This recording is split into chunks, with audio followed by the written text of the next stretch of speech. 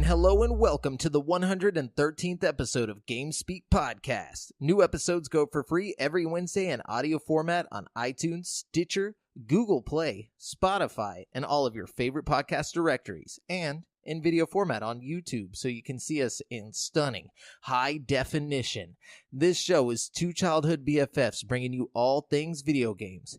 You can find us online at createforsanity.com, where you can listen to episodes, subscribe for behind-the-scenes news, read rad articles, and buy sick t-shirts from our shop. Also, be sure to join the community in the Facebook group at facebook.com/groups/GameSpeakPodcast to hang and talk games with other nerds like us. I'm one of your hosts, Jamel Al-Jafra, alongside Brent, Might Fuck Around Bass. What's up, man? What it do, dude? Oh, not much, man. How's it going, Professor Al-Jafra? Yes, I do have the eyeglasses now. Pretty fly, dude. I've been pretty fly. Why don't you tell me about your eyeglass experience? So right now, I feel like a professor. I feel like I'm smarter than I actually am. You look smarter than I actually am. No, you I can mean, say that because it's true. Not necessarily than you actually are. Just like you just look smarter. You know? Yeah, it's like intelligence points have been added. Yeah, you know what I'm saying? It's like in Fallout where you put on the glasses and you get +1 perception and intelligence and stuff. It's like, you know, that's how I feel. But what happened is I couldn't see and I couldn't read the subtitles. I watch everything with subtitles because I can't hear very well. We've talked about this before. Yeah. Also, I couldn't see them from my couch. I can't play video games from my couch. I have to stand up to play video games. I have to get right up in my 42-inch TV's grill just to see what I'm playing. Yeah, dude. And for whatever reason, all modern games insist on having really, really tiny text on everything. Have you noticed that? Yeah, because they want to immerse you, but they don't think about us blind folk. You know what I'm saying? It's like, so that kind of got on my nerves, and I was like, you know what? I should probably take care of this. It's pretty cheap to go to the eye doctor just to get a prescription, you know? So yeah, I went to the eye doctor. She was like, damn, boy, you ain't that blind, but you're pretty blind. And so she was like, you're blind to the point to where you need glasses, but it's nothing crazy. So I was so like, cool. You just have to wear glasses all the time now? No, I mean, I can function without them, but whenever I drive at night or now that I'm reading, that there's been a lot of episodes because I read it from the phone where I can't, the words kind of blur together, you know? And so I kind of have that same problem, man. I think I should go get my stuff checked out probably too. Do it, dude. We can both rock the glasses. Yeah, dude, be the professors in this one. Oh yeah, dude. It's great for the show. But anyways, yeah, so that's why I got glasses.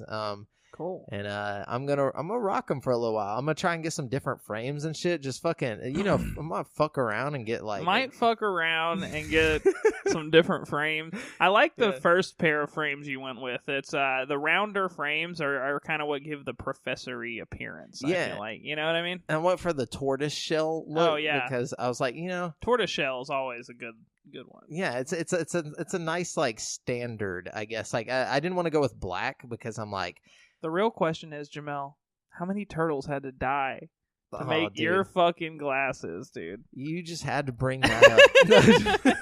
No, but anyways, we have a little bit of other stuff to talk about before the show, or I guess that this is the show. Are we in the show? We're kind of in the show. We're in the show. Okay, so for some reason I never count this part as in the show. Well, yeah, it's like the intro. It's like we just talk about our life a little, and then we talk about video games. Yeah, it's good to talk about it. It's like therapy. Yeah. So, Brent and I both went and saw Detective Pikachu. Oh, fuck yeah, dude. It was excellent. It was super excellent. It was really good. I was laughing the whole time. I mean, it was a little cheesy. Of course. Of course. But it was well done for what it was, in my opinion. I think it's one of the better video game movies ever made. I think it's the best video game movie ever made. Yeah. I don't think I've seen anything even come close to it. Ryan Reynolds really nailed his character. He really did. Great job. And whoever the animators are, they nailed their character for Ryan Reynolds. It just works so perfectly. Well, and all the other Pokemon too. I think that was my favorite part of the movie as a huge Pokemon fan, and I think most people who are huge Pokemon fans, I think it was a fun thing to see all the little Pokemon in the background, I think if I were to go back and rewatch the movie, I'd see a billion different Pokemon that I didn't see. Especially in the scenes where they're walking through the cities and stuff. Oh, shit, yeah. There's a shit ton of Pokemon, and it was like fourth wall breaking. Like they like Ryan Reynolds basically was just a commentator on the entire movie. You know, like it's like he almost like he's not even in the movie at some parts, where he's just like talking about what's happening on screen or like making jokes about things that are happening. And like while Justice Smith, or I forget what his name is in the movie, he's very forgettable. Like all the other actors were basically like like Disney actors. Like it was like watching like a Disney Channel original movie, but with fucking Deadpool in it. But it was good. It was good. It was fun to watch, and the little promotional cards that come with it are a lot of fun. Yeah. They give you like a little pack of Pokemon cards that has 2 cards in it, and both of them are holographic. We went with a group of like 5 people, and we all got different cards. It was tight. Like Jamel got a Magikarp, his brother got like a Charmander. I got the little mushroom guys who heal him in the movie. I can't remember what they're called. I forget what those ones are. But I got one of those, and then every pack has a shiny Detective Pikachu in it. You know what I mean? Yeah, and cool. It just felt cool to get a Pokemon card like before a movie again. The throwback was so real to like the ancient Mew days. Oh you know my what I God, mean? Dude, yes, man. Yeah, it's been a good week, man. I went and saw that with you, and then my girlfriend told me she got us Tech 9 tickets. Anybody who knows me knows I'm a huge Tech 9 fan, you know? And Tech 9, dude. I can't imagine you had a Tech 9 concert. I've been to one, actually. Have you? It was a lot of fun. That's why I'm really excited to go to this one. Oh, my gosh. He puts on a good show, man. But I don't know. I'm excited. I can't imagine my girlfriend because she's not even a real big Tech 9 fan, which is why it's like super cool of her to get me the tickets because she knows I love it. You know what I mean? That is pretty badass. But yeah, we did that, and then we had to take my cat to the hospital this week, dude. From the anesthesia? Well, no. So like, what happened was, okay, you know, the anesthesia was all good. She was recovering pretty good for like 2 or 3 days. For those of you that didn't listen to last week's episode, I got my cat spayed right before the episode last week. Yeah. Okay, so that's your timeline. Last Wednesday, right? We got that done. And then the next day, she seemed okay. The next day after that, she seemed okay. They're eating and drinking. And then, like, 3 days later, like, that night, she just pukes big time, you know? And I'm like, okay, weird, but not a big deal, you know? And then the next day, she's puking, like, every 15 minutes or so. You know what I mean? And, like, when she's not thrown up, she's, like, hiding under the chairs and stuff, you know? I'm like, this is weird. If she doesn't start eating and drinking and, like, shitting normally and stop throwing up, you know, in the next day or so, I'm probably going to take her to the animal hospital. The next day, she looked terrible. She was, like, you could tell, like, she was, like, hot, you know what I mean? Like, obviously had a fever and stuff and was, like, you know, just, like, crying and shit. And I was like, okay, I'm taking my fucking cat to the hospital or whatever, you know what I mean? So we go to the little place in Conroe because it's Sunday on Mother's Day or whatever. Yeah, you know? We got like a 24-hour like vet hospital. It's actually really cool. Yeah. Audra took him up, or her up there, and so she takes him up, or her up there, excuse me, and she takes her up there and they rehydrate her. They like hook her up to all these IVs and stuff, and they give her like pain medicine and did some blood work and stuff, and basically told us that like she was just in so much pain she couldn't like keep food down, you know what I mean? God. She had lost like 3 pounds, and she's only like a 9-pound cat, so she lost like a third of her body weight, just like, holy shit. Yeah, I was so fucking terrified, but like now she's eating good again, and she like is like acting on normal. Them painkillers, dog? Well, I mean, not as bad though. Like we give her like a little like we have like a little syringe we're supposed to squirt it in her mouth every day, you know, and we do one of those every day, but you know, like I think she's gonna be okay. I think we could take her off the medicine right now and she would probably be fine, you know what I mean? I'm not going to until we're out of it. Probably should do, because next thing you know she's gonna be stealing your TV to sell it for going to the pawn shop with the shit. Dude, taking your fucking Xbox, dude, selling that shit for nothing. Dude, yeah, pretty much. Speaking of selling my Xbox, I'm considering selling it for Rage 2, but I don't know, it's got kind of mixed reviews. Have you seen the reviews on Rage 2? I haven't seen the reviews, but before it came out, I saw that people were like, it's not that good. Like, who previewed it? Well, I heard that the early, like, part of the game is a little boring, and then you get into, like, an open spot. Like, it's kind of like Red Dead 2. Like, it starts out kind of slow and very linear, slow. and then it, like, opens up.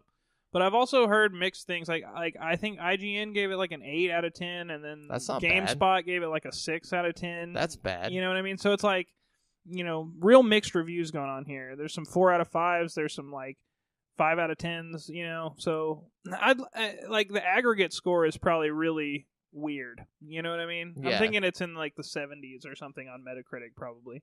I could see that, and I mean, like I was kind of wondering how they were gonna do like the whole thing, like the Doom thing, but in an open world. I just don't see how it could be. Most done people well. say that the combat is the highlight of the game. Like the actual like fighting and stuff is really smooth and fluid and fun.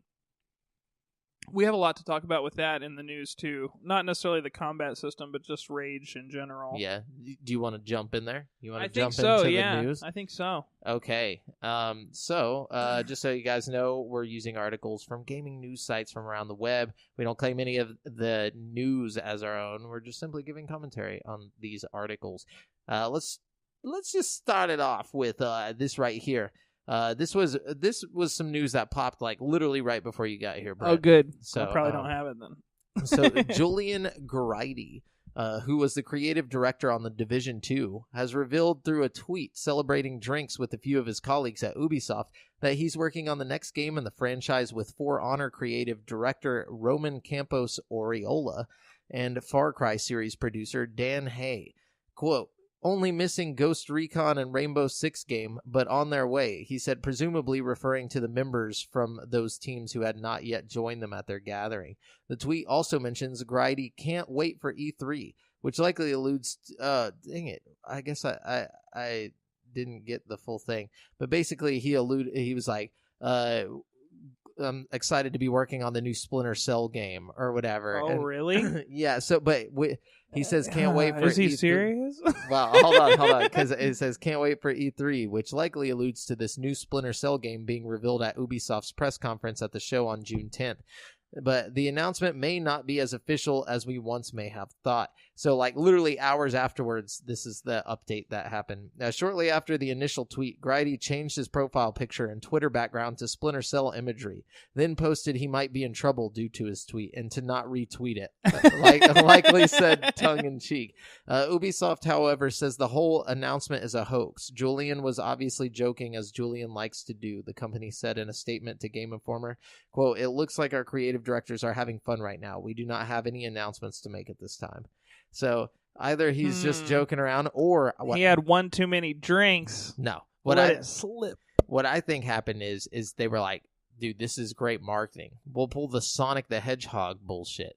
What's the Sonic the Hedgehog? Well, the reason I say the Sonic the Hedgehog bullshit because there's this theory that they already had like a good looking Sonic like created for the movie, but they made this stupid looking one so that they could put it out and create a bunch of like hype around the movie where people are like freaking out and everybody knows that it's coming, and then they're like, "Oh, we'll fix it," and then they just switch it over to the other thing. You know, I could get behind that theory. Yeah, I could see that definitely being a marketing ploy. It seems a little ridiculous that they're gonna just fix the movie and put it out at the same time. Yeah, exactly. Like, how are you gonna just like reanimate the entire movie? Like, you know what I mean? Like, I don't know. And it's like also the maybe movie, I don't know anything about that, but you know. What about all the rest of the movie though? That sucks ass. That look. I mean, I'm pretty sure we're gonna redo the whole movie, and then they put out a good one. You know, like at the same time, they've had it.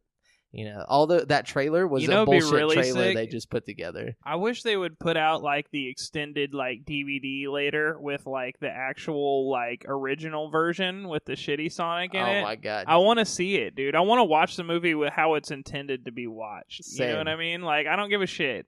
Like, I think it's going to be bad either way. Yeah, probably, but I still want to see it both ways, I think. No.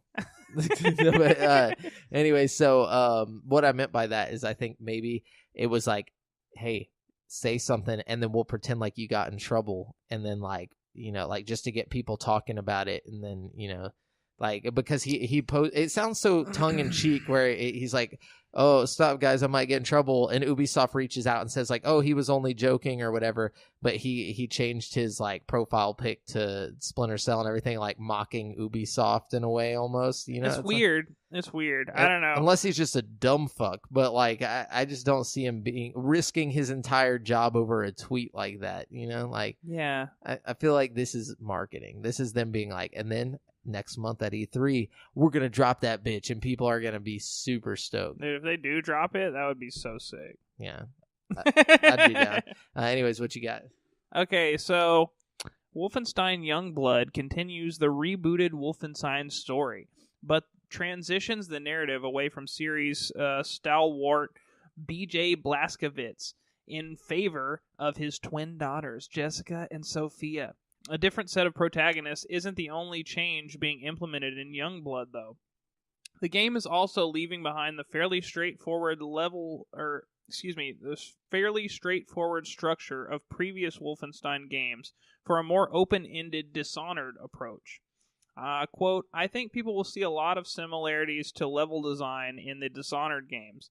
So in that sense, it can be a little bit different as an experience, but it can be for the benefit of the game, especially when it comes to finding different ways of approaching a combat scenario or a mission in general. Youngblood executive producer Jerk Gustafsson told official... What? His parents were assholes, man. His name is Jerk? Jerk Gustafsson. Jerk. That's fucked up. Maybe it's like Gurk or something. I don't know. Jerkian. But told official PlayStation Magazine, regarding the game length, it's hard to say. Machine Games senior producer John Jennings wrote in a Reddit AMA, we're doing a much more open-ended branching gameplay structure on this one. So while there is a golden path to finish the main story, if you want to play all of the side missions, you're easily looking at a length more similar to Wolfenstein the New Order or Wolfenstein 2 the New Colossus than Wolfenstein the Old Blood. In that same AMA, Jennings also spoke about how it was to work with Arcane Studios, blah, blah, blah. It goes on and says they're great. But basically what we're getting out of this article is that we're going to have a different style of levels for Wolfenstein 2, which I think is Wolfenstein Youngblood, which I think is interesting. You know, instead of just like start the level, push forward and battle to the end of the level kind of scenario like you have in the previous Wolfenstein games. You know what I mean? You're going to have like more of an open-ended way. Like quest. Like if you like Dishonored, I think what they mean by like a Dishonored style level thing is like Dishonored's like a really vertical game. You know what I mean? You can do like a lot of like getting up on lots of stealth. Yeah, lots of stealth, but also lots of like climbing on like rooftops and shit. And I think maybe we're gonna see something like that, which would be cool in like a Nazi Germany type thing if you're like sneaking through the cities and like.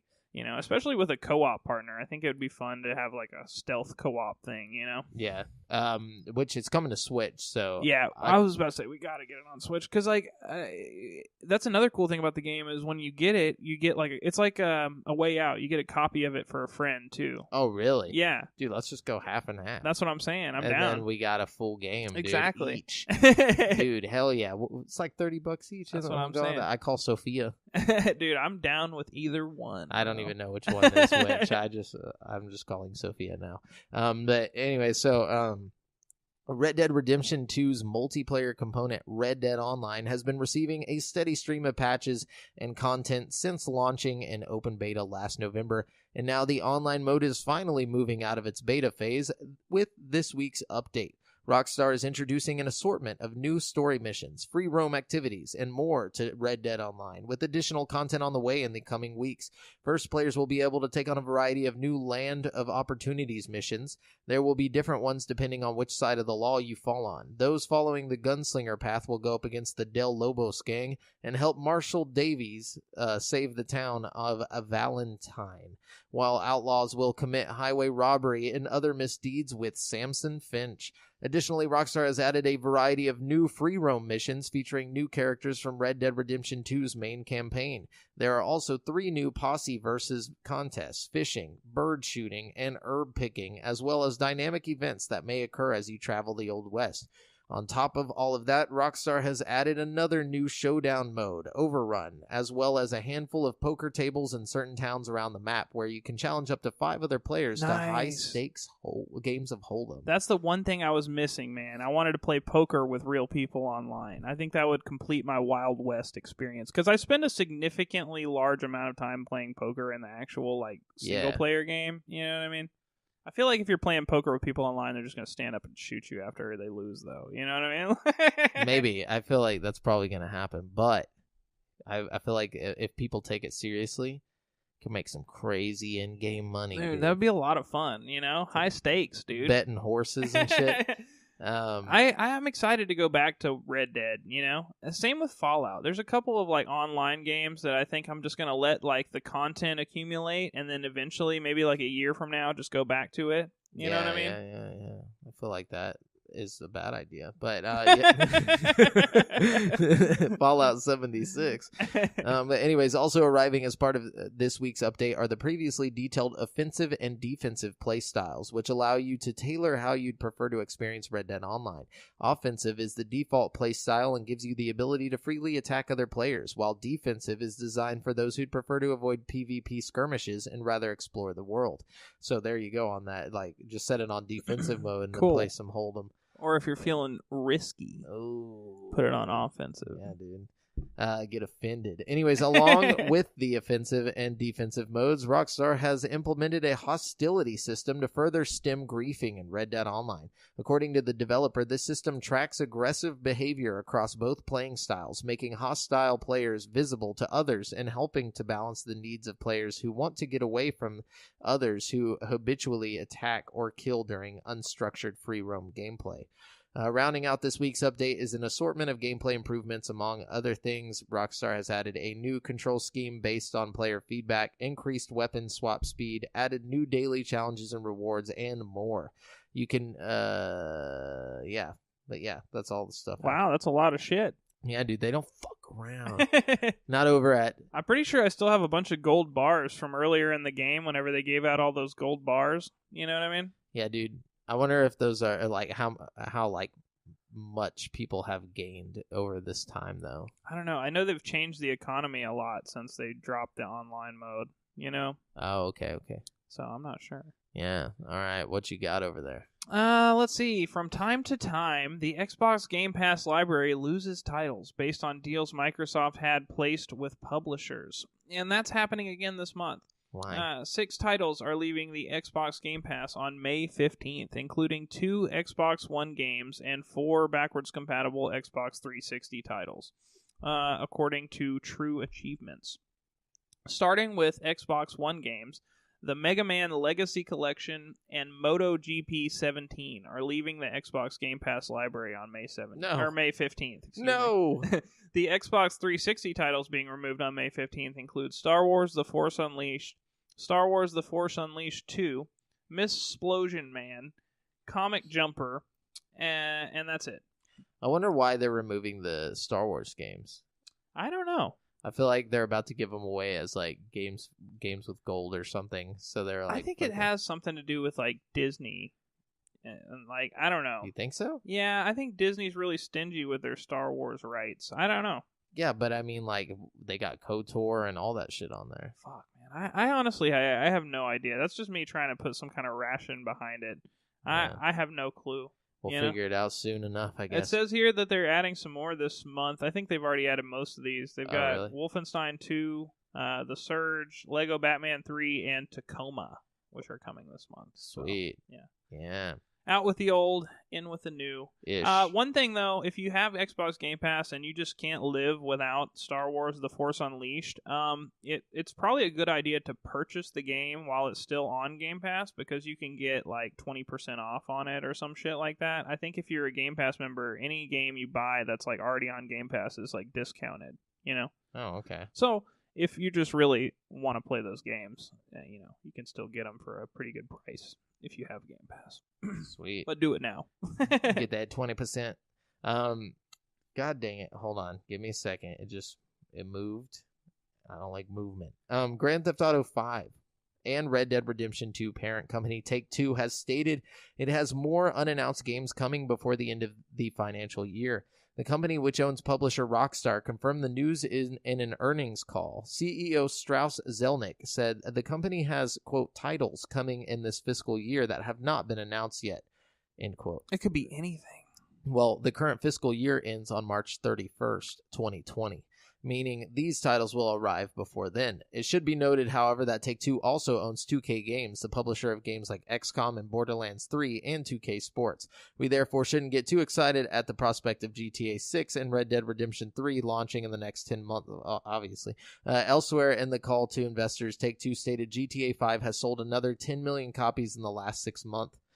Good lord. Yeah, I know. Despite being 6 years old at this point, Red Dead Redemption 2 sold 1 million in the same time frame. Holy shit. The company also said 1 million people continue to play Borderlands 2 every month. So in the same time frame that GTA 5 sold 10 million copies, 6 years after it's been out, Red Dead Redemption 2 has sold 1 million. That's ridiculous. It's amazing how popular Grand Theft Auto is. Like, it doesn't make sense. It really doesn't. I mean, it's a good game. Don't get me wrong. Maybe one of the best ever. But like, shit, dude. You'd think that like people wouldn't need to buy it anymore. Like, how many people are out there playing fucking games? Like, a shit ton of people, dude. The entire world. That's got to be the best-selling game ever. It is. It is. Yeah. It's like the Titanic of video games. I don't know if it's ever going to get beaten, dude. That's amazing. Till the Avengers come along. Yeah, so we'll see. We'll see what's going on here. Anyways, what you got? Okay, this one's kind of fun. Rage 2 will allow you to get a little help from your friends, or at least your viewers. When the game launches next week, a Twitch extension will allow viewers to help out when the wasteland puts you in a tight spot, or just add some more flavor to the game world. If you die in the game, viewers can help by playing the defibrillation minigame to bring you back to life and impact your health total. If enough people participate, they could even bring you back to life with full health. The other application of the extension will pull viewers' names for the participants in an in-game race. We have integrated the Twitch extension into our game to try to encourage streaming, ID Studio Director Tim Willits told GameSpot. The open world games are not really streamed as much as you would think, but we feel that with both the nature of the gameplay of Rage 2 and some of the fun stuff that we have added in, we're hoping to draw some more streamers. Willits commented that we may see more extensions after the launch, as well as rewards for those who view the game and participate in the streams with extensions. Okay. So that's kind of cool. It's like interactive Twitch, you know? Yeah, I feel like this has already been happening, though. Didn't we talk about this like a year ago? The only instance I can think about is like Twitch plays Pokemon or something, you know, where your input actually like does something. You know what I mean? Okay. I'm sure that there is something else out there, but what is it? What is this? This is like the people watching the streams on Twitch, they can like interact. Like, say the streamer dies in game. But this is on Twitch, though. Mm-hmm. The people watching on Twitch. This has been done before. There was another streaming service or like the same thing as Twitch that somebody created like a year ago, or they were like getting it crowdfunded or something like that, where they were talking about, oh, you'll be able to interact, like the viewers will be able to like put something on screen and do all this stuff. We talked about it on the show. I'm gonna find it and like figure out what that was, because I haven't heard anything about that since. Like maybe Twitch bought the idea or the technology or something, or maybe they weren't successful and Twitch was like, well, that was a good idea, maybe we should just try it. You know what I mean? We got the capital, dude. Anyways, the upcoming Mortal Kombat movie will be filmed and produced in Australia. Boy, it was unannounced today that the I don't know if I can do an Australian accent. I'm gonna try this. It was announced today that the action movie will be the largest ever film production for South Australia, according to reporter Claire Campbell. You're so close to it. I feel like it's like the production is expected to create. Wait, that's too British. Think about the crocodile hunter while you do it. Is expected to create 580 jobs and see 70 million AUD get poured into the local economy. Now say crikey. Crikey. In terms of a timeline, pre-production is tipped to begin later this month. That was a pretty good one. I feel like that wasn't bad. We're getting there. I think it kind of fluctuates to British every now and then, but like... I apologize if somebody on here is British or whatever, but y'all sound the same.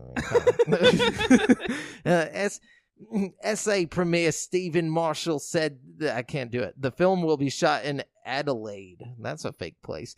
Post-production...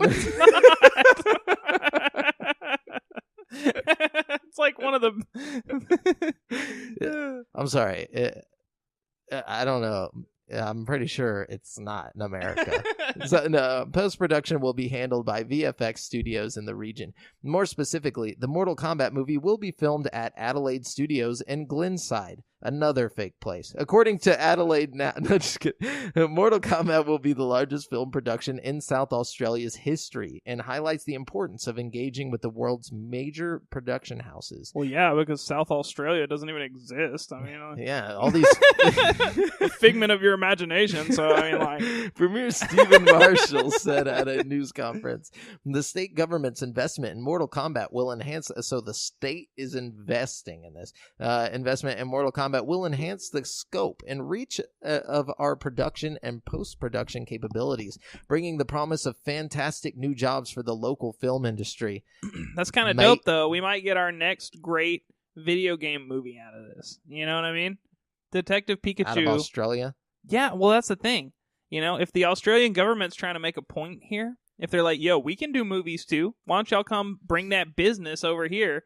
And they're like... My thing is like, do they have the experience? Do they have the experience? I think they've got the money. And that's what matters, you know? I guess. I mean, so you get does the Hollywood money, and everywhere else. You get the money, you get the script, you know what I mean? They just drop in mills in Hollywood, dude. Like on random shit. I think all you need is like a great director to come up there and just give him as much money as he needs. Well, it's going to be directed by Australian commercials director Simon McCoy. Ooh, big step up. Who is making his directorial debut with the project. So no experience. But Aquaman director James Wan is producing. So okay, so he must have a little faith in this guy. Or he just wants to be a part of the Australian come-up, dude. No, yeah. He wants to be associated with that. Either way, I'm excited, man. You know, an Australian Mortal Kombat movie is going to be sweet. Oh, yeah. I hope everybody's not Australian in the movie. I mean, it might be. Kano is Australian naturally in the game, I think. Yeah, but I think they're just doing like the effects and shit out there, like the production and the like post-production. I don't think they're like getting their actors from Australia. Oh, I'm Johnny Cage. Get over here. Oh shit! Yeah, it's gonna Vitality. Be great. It's gonna be a tough one. Disney. Oh wait, no, it's you. It's you. Yeah, sorry. Yeah, me. Here we go. But now y'all know. You already got a little sneak peek into what's coming. Sneak peek. You already know. Okay, so PlayStation has announced Predator Hunting Grounds, a new game based on the titular Predator that's scheduled for 2020. Damn. A new trailer for the game was also released. An online asymmetric shooting game, Predator Hunting Grounds, sees a group of players take on the titular... Wait, they just said that. Who's also controlled by a player. The game is being developed by Ilphonic, the same studio behind Friday the 13th. The game. That's exactly what this sounds like, but yeah, exactly. Except kind of cooler because I think you can fight back in this one. You got guns and stuff. It's like the first Predator movie. So I think it's basically Evolve. It's like but only hopefully not terrible. You know what I mean? Yeah. My thing is like I bet we don't see this game. I bet this does not see the light of day. Really? Predator. Like, how many times have they put out a Predator movie, like, tried to reboot it or, like, you know, give it a sequel and it just fucking just utterly flops? And then, like, we haven't seen a Predator movie since, like, 2010. No, I guess it was, like, 2017 or something. Yeah, they did a Predator movie, like, recently. It's called Predators. Yeah, Predators. That was, like, 2016, though. Was it? I thought it came out more recent. Hang on, let me look it up. Yeah, you look that up. I'm going to jump into the next part. Okay. Disney is rebooting the classic Rick Moranis comedy, Honey, I Shrunk the Kids, with Josh Gad in the lead role, according to a new report. Slash Film reports that the film is a reboot that takes place in the same universe. It's being billed as a Legasequel.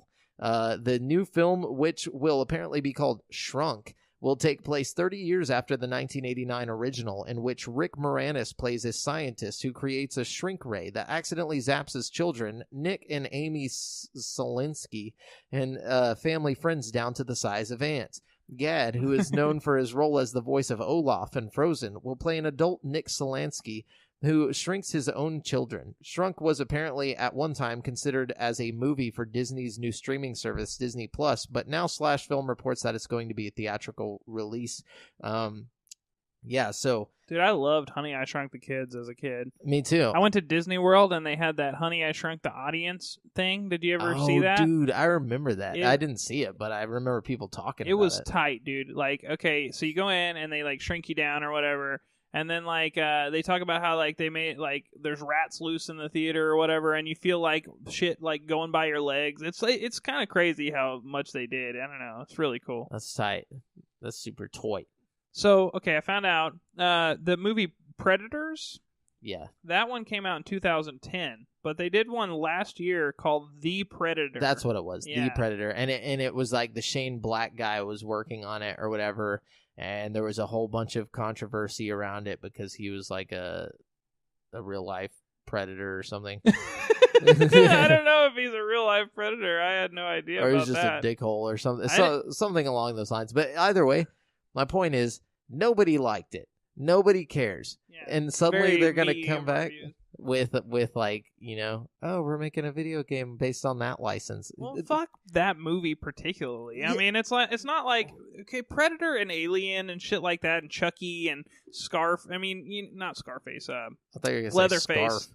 You know, like, people like that, you know, horror movie icons like that, it doesn't matter how shitty the most recent movie was. Oh, it does, because it really doesn't, kids these days don't know who fucking Predator is. Dude, but they do. No, they don't. They do.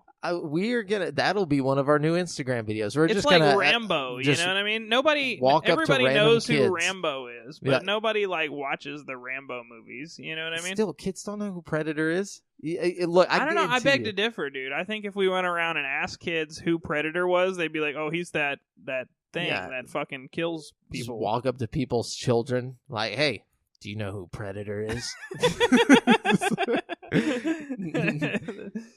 Oh, jeez. Yeah, but my thing is like, nobody knows who Predator is. I'm just saying. I don't know, man. I think a Predator game could be cool. You think your nephews know who Predator is? I don't know. I think maybe.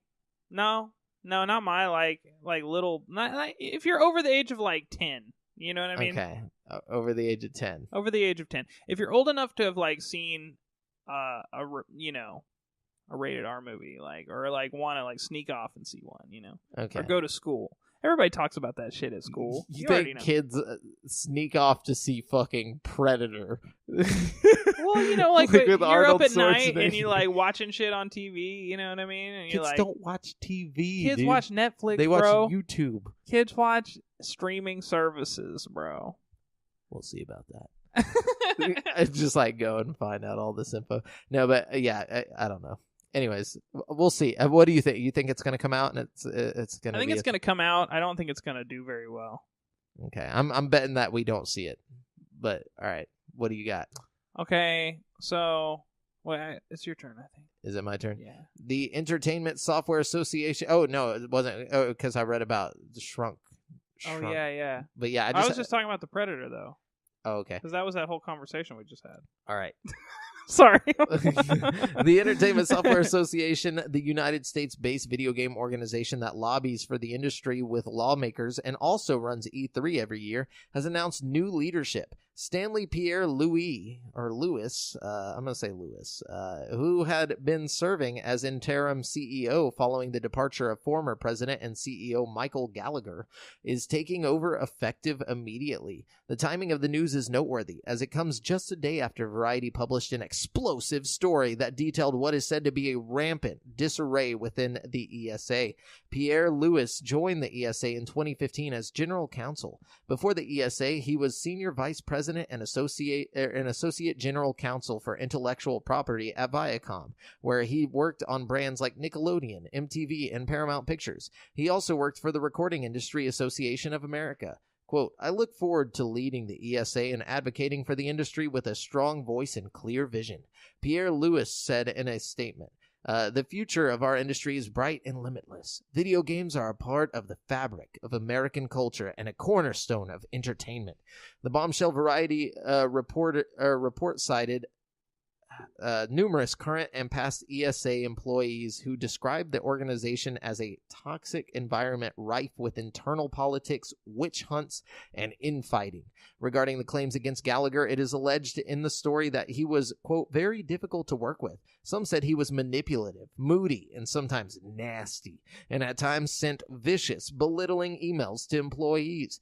Gallagher left the ESA in October 2018. At the time, the situation surrounding his exit was unclear, but Variety Story claims members of the ESA board, including Xbox Phil Spencer, visited the ESA's HQ in Washington, D.C. to hold meetings with employees to discuss Gallagher's management style and behavior. He ultimately resigned. But that's all what that's about. They finally replaced him. Man.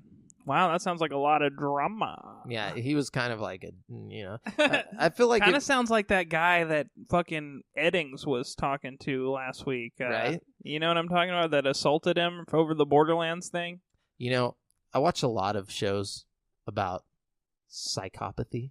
And one thing they talk about is how there's like a very, very prevalent presence of psychopaths in CEO positions and stuff like that, like people that would be considered psychopaths by whatchamacallits, the psychologists. Yeah. So like I watched the whole thing about specifically like about business people like that make it to the top because they're cutthroat and like they do what they have to and they don't really care that they're making a shit ton of money off of other people's work and stuff like that. Not every one of them is like that, but they say that it helps probably. Yeah, there's a good amount of them. They're willing to kiss ass and manipulate and kind of claw their way to the top, and it doesn't matter who gets burned on the way there. Damn, I kind of believe it. Yeah, especially with this guy, this Gallagher guy, and he like never admitted to being like, "Oh, I didn't do anything wrong," and like even though he had to resign and all this bullshit.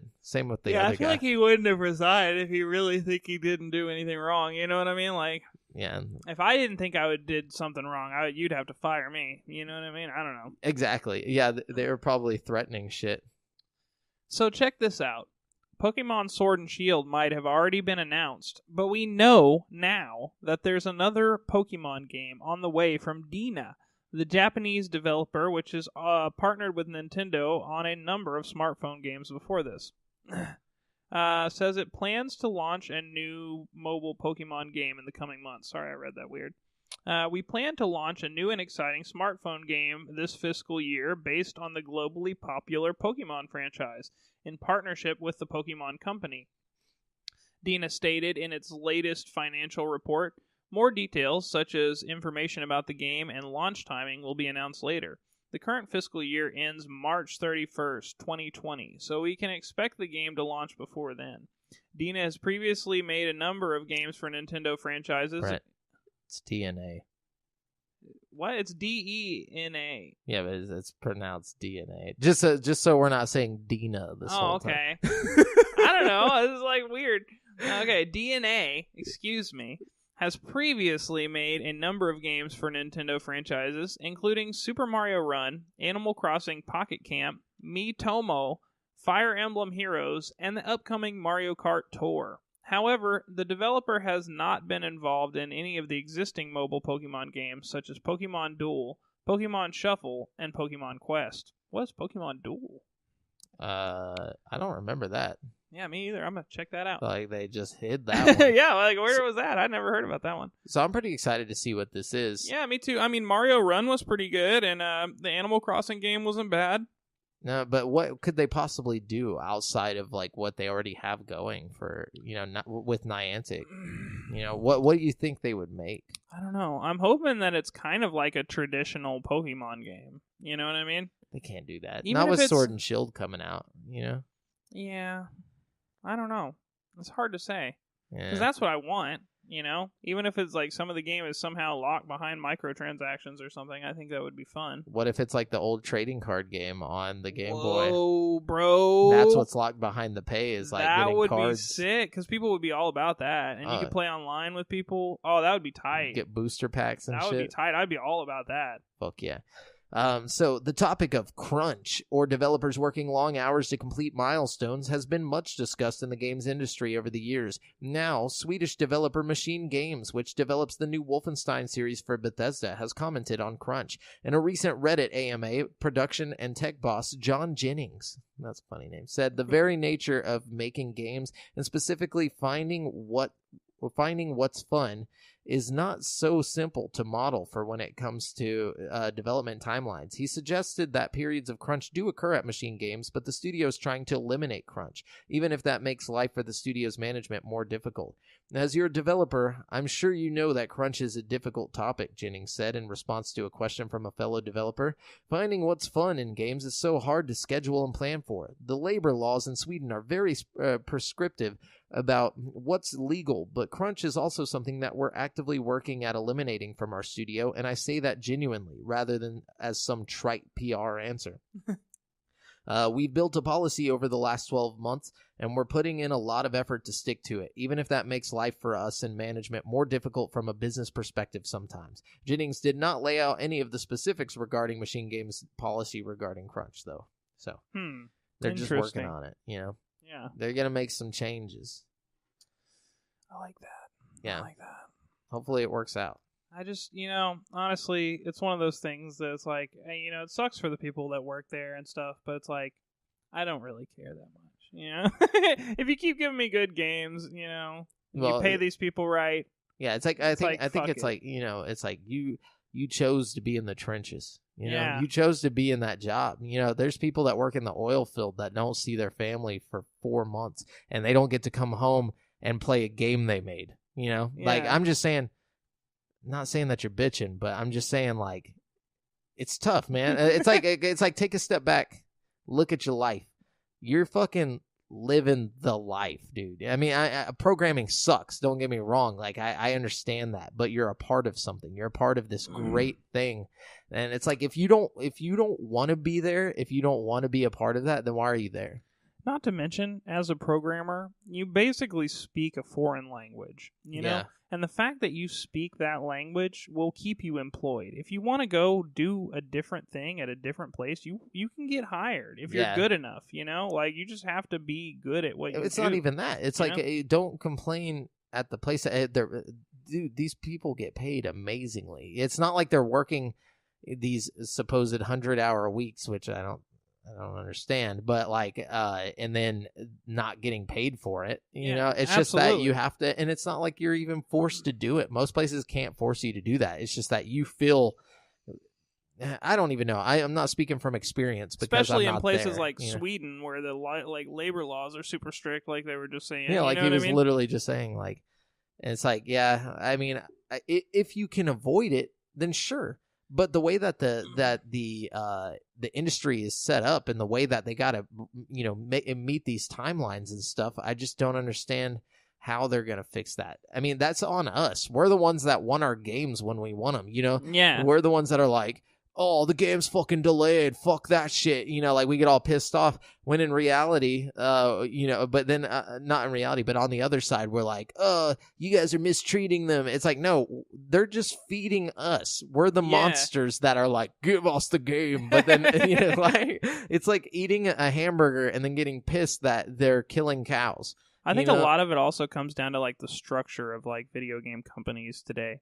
You look at, like, companies like EA or Microsoft that own tons of different studios, You got these little studios that are getting pressure from the big guys to meet, like, a deadline. You know what I mean? Yeah. And I think that's where a lot of crunch comes from. It's like you got all this pressure from, like, a big company like Activision or something telling you, hey, you got to have the product to us by this day. You know what I mean? But why do they do that? Because they know that's what we want. Yeah. They have deadlines to meet, and if they don't, then their entire, like, community goes insane.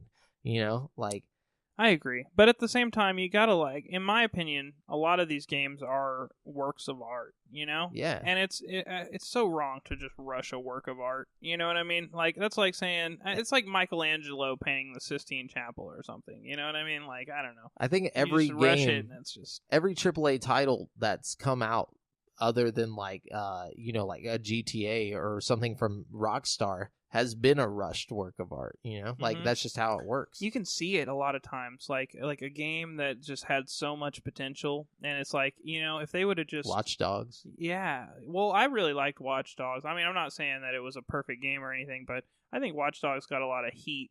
But I think it had more potential than it definitely had more potential. That's what I mean. For sure. Watch Dogs 2 was really good, I heard. I don't know. I didn't get a chance to check it out. It's probably so cheap right now. I could probably go pick it up. I might go pick it up. Oh, yeah. Definitely. I'm kind of been in a thing lately where it's like I realize that there's a lot of good games I miss that are like super cheap right now. Oh, yeah, dude. That's the way to live. That's the way to live. Anyways, yeah, so Crunch. There you go. Yeah, crunching it up. So this is kind of interesting. I won't read the whole thing because it's a really long article. But it's basically the people doing the Final Fantasy VII remake, and they were talking about how they're going to release it in parts. It's going to be like I think a 3-part thing. They're going to release them, individually. But it's not going to be. They said that each part of the game is going to be like as long as Final Fantasy 13 or some shit like that. So are they just changing the game completely? I have no idea. That's kind of what makes me. What I'm thinking is what they're going to do. This is just my thought. Is it will be longer. I think they're going to have like longer cut scenes and like more to do in each section of like the world you go to. You know what I mean? Yeah, I'm thinking more like side quest type stuff going on. Definitely added some stuff, I bet. But also, I think that each segment of the game, how like the original game was on 3 discs? Yeah. So I think what you're going to get is like a part for each disc. You know what I mean? I don't know. Yeah, that's what they're saying. Well, I mean, maybe, They have a lot that they say in the art. They talk about, like, how 13 was shot from, like, 13 is done in different parts, but it's, like, a different perspective of a character from each, and they said they can't do that, obviously, with 7, because there's already an established story, Yeah. I don't know. I'm really curious to see what they do with it, and how true to form it is, you know what I mean? Is it going to end up being like a Resident Evil 2 kind of feeling thing? That would be great. That's what I'm hoping for. I don't know. It'd be interesting to see. I'm excited to see what happens with that. So from time to time... Oh, wait. No, we've already done that. One of Microsoft's newest internal development studios, The Initiative, continues to add to its already impressive lineup of talent. The company recently hired former Naughty Dog developer Robert Ryan as a senior systems designer for the studio's new unannounced game. Dude, those guys are going to drop the hottest fucking game of all time, dude. if they don't... They got so many people working up there that are like fucking all-stars. Like, oh, yeah, dude. Ryan worked at Naughty Dog from 2011 through 2017, where he was a game designer for Uncharted 3, Drake's Deception, The Last of Us, Uncharted 4, A Thief's End, and the upcoming The Last of Us Part 2. He moved to EA's Motive Studios, where he worked on an unannounced title before coming to The Initiative. So, like you said, like the only thing I could see not working in this situation is that they're all so fucking dope that they just like can't work together. Watch them just make like the worst game ever. They got all the shitty people off of these games. They have like this big showing at E3 and it's just like trash. Just like literal just like shit on the screen. Oh my god, that'd be funny. I mean, it'd be horrible. I'd be pissed because I'm rooting for them because Xbox is my home. Me too. I hope they put out some cool shit. Yeah, dog. Anyways, yeah, what you got over there, dog? So the popular free-to-play Nintendo Switch game Tetris 99 is expanding. A new paid DLC, Big Block, is available today, and it adds multiple offline modes and more. The $10 Big Block DLC adds the following modes. CPU Battle lets you play offline against 98 CPU opponents. I don't know why 98. Marathon, because there's only 99. Duh. Marathon, clear as many lines as you can. Wait, is that just like normal Tetris then? I think so, yeah. Dude, fuck yeah. Yeah. Did we just get Tetris for free? No, it's $10 for the DLC. Oh, that's some bullshit. It's just so you can play offline if you don't have, on the online. You know what I mean? Yeah, but I just want Tetris, like the Tetris game. I do too. I would totally be playing the shit out of that everywhere I was about to go and just like fucking start playing it. I kind of want to get Tetris Effect, the VR one. I've heard it's a really cool experience. I've heard so too. Yeah. Anyways, was that it? I got more. Oh, okay. I didn't. No, I just mean like off. Oh, of the... no, that's it for that. Okay, Yeah. okay. Yeah, So not much going on there. a new a new Nintendo Direct presentation is airing this week. The company has announced the broadcast is scheduled to take place tomorrow, May 15th, which will be today if you're listening to this podcast, the day it came out, and will focus entirely on one of this summer's biggest Nintendo Switch games, Super Mario Maker 2. According to Nintendo of America's official Twitter account, the Nintendo Direct will run for approximately 15 minutes and be packed with new details about the upcoming Mario level creator. The broadcast is set to begin at 3 p.m. PT. I can't wait to have that. That's going to be a lot of fun. It is. I don't know how, I don't know if I want to drop big bucks on this, though. You know what I'm saying? It's like, because it's such like a very... You should definitely get it. That way we can make levels for each other. And like... Do you think we'll do that, though? Do you think I'll make levels if I know that somebody out there will play them, even if it's just like, you know what I mean? Okay. Yeah. And also, I kind of like the idea of like going online and just playing random people's levels they've made. You know, I just seeing some of the crazy Smash Bros. Creative levels that people have done. It like kind of makes me feel like there's going to be some really, really cool created levels online. You know? Yeah, I'm not gonna buy it the day it drops. I kind of want to see how they do with like curating like the stuff, you know, like that people make, and see how well they do with like presenting you the best of the best versus like, oh, here's some, you know, low rated or high rated. I just want to see how it works. Yeah, I'm curious. I don't know. I think it's going to be dope. I would say I would wait for it to go on sale, but just like it's almost impossible to wait on Switch. Sale. Switch games just don't seem to go on sale. Nintendo games don't go on sale. That's the problem. It's not Switch. Nintendo is just like, fuck you, dude. We're Nintendo. You're always going to pay a high price. But yeah, I mean, I'm excited for it. I hope they put some of like Nintendo makes some levels and puts them on there and gives you like a campaign or something. That would like be cool. Classic campaign. That would be really cool. Yeah. Anyways, that would be cool if you could make your own campaign mode. Like you could just like start building a campaign and build it level by level and have people jump into your like whole thing. You know what I mean? That would be cool. That would be really cool. Like just fucking like impress Miyamoto. Take notes, Mario Maker 3. You know what I mean? That'd be dope. What you got? Okay. So Sony's State of Play event today had a lot of news, including the reveal of a PlayStation 4 edition of the third-person adventure game where you play as a sugar glider possum. The game is called Away, the Survival Series. Developer Breaking Wall says it's inspired by nature documentaries. Okay. Previously, the game was only announced for PC. It's not easy being a possum close to the bottom of the food chain, but it gets worse. A cataclysmic storm is coming. And as it's happening, you will zip around the world using the possum's elastic skin to glide around environments like forests, caverns, and swamps. In addition to gliding, the little sugar glider can run, quickly dodge, which will come in useful when evading a stinging scorpion. So I watched the trailer for this, and it actually looks fucking kind of tight, dude. Like, first of all, you're tiny, you know? So everything is, like, huge in scale. So it's like, in the trailer, he had, like, the stealth part where he's, like, sneaking through these, like, bushes, and you see this giant, like, wolf walking by, and then there's, like, one where he's, like, flying and, like, snatching bugs out of the air, and then there's, like, I don't know. It looks cool, man. I don't know, like a big open world game where you're just, like, a little critter trying to survive. It sounds kind of fun to me. I don't know. Sounds interesting. You got to check out the trailer. It won't be complete unless there's, like, David Attenborough just, like, you know? Dude, that would make it so much better. It's like talking over it the whole time you're playing. Yeah, that'd be cool. Like everything you do, he's just kind of talking about. They're doing that with the Rage too, right? Rage. Not David Attenborough. It's not David Attenborough, but somebody. Oh, the guy from NBA Jam. Yeah. Yeah, but imagine if they did that same thing, but with David Attenborough for that game. That would be so much better. Anyways, go ahead. What you got? Okay.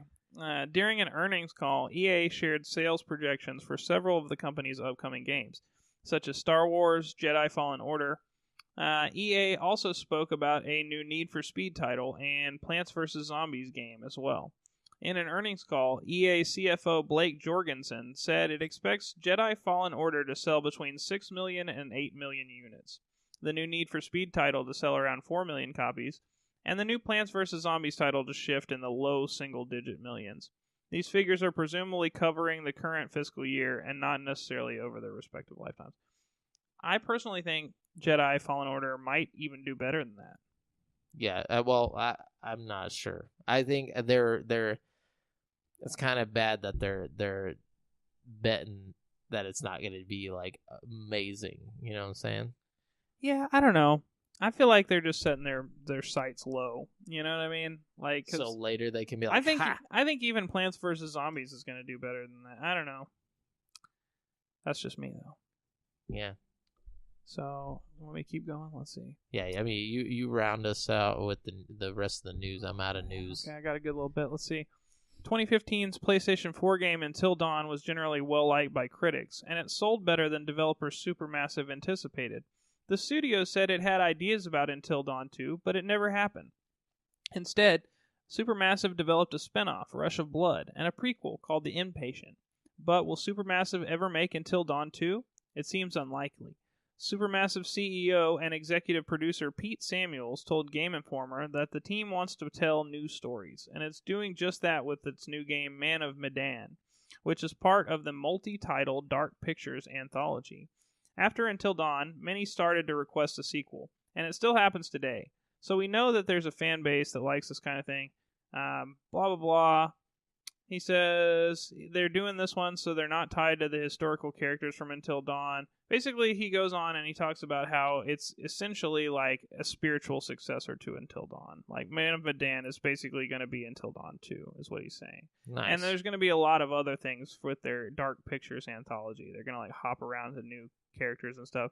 He's basically saying like just so like they don't have to go crazy with like, you know, finding out who died in your last game and, you know, making them alive again all of a sudden, you know, dealing with all the plot lines and stuff like that. There's too many like convoluted like loose ends at the end to like carry it over into a new game, you know. Yeah, for sure.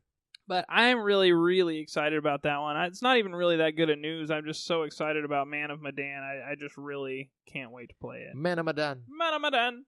Let's see. Nintendo has announced the lineup of free NES titles for Nintendo Switch subscribers in May. What is it? We're getting Donkey Kong Jr., Versus Excite Bike, and Clue Clue Land. So yeah. I can burn my Switch now. Pretty much. God. Pretty much. Whack.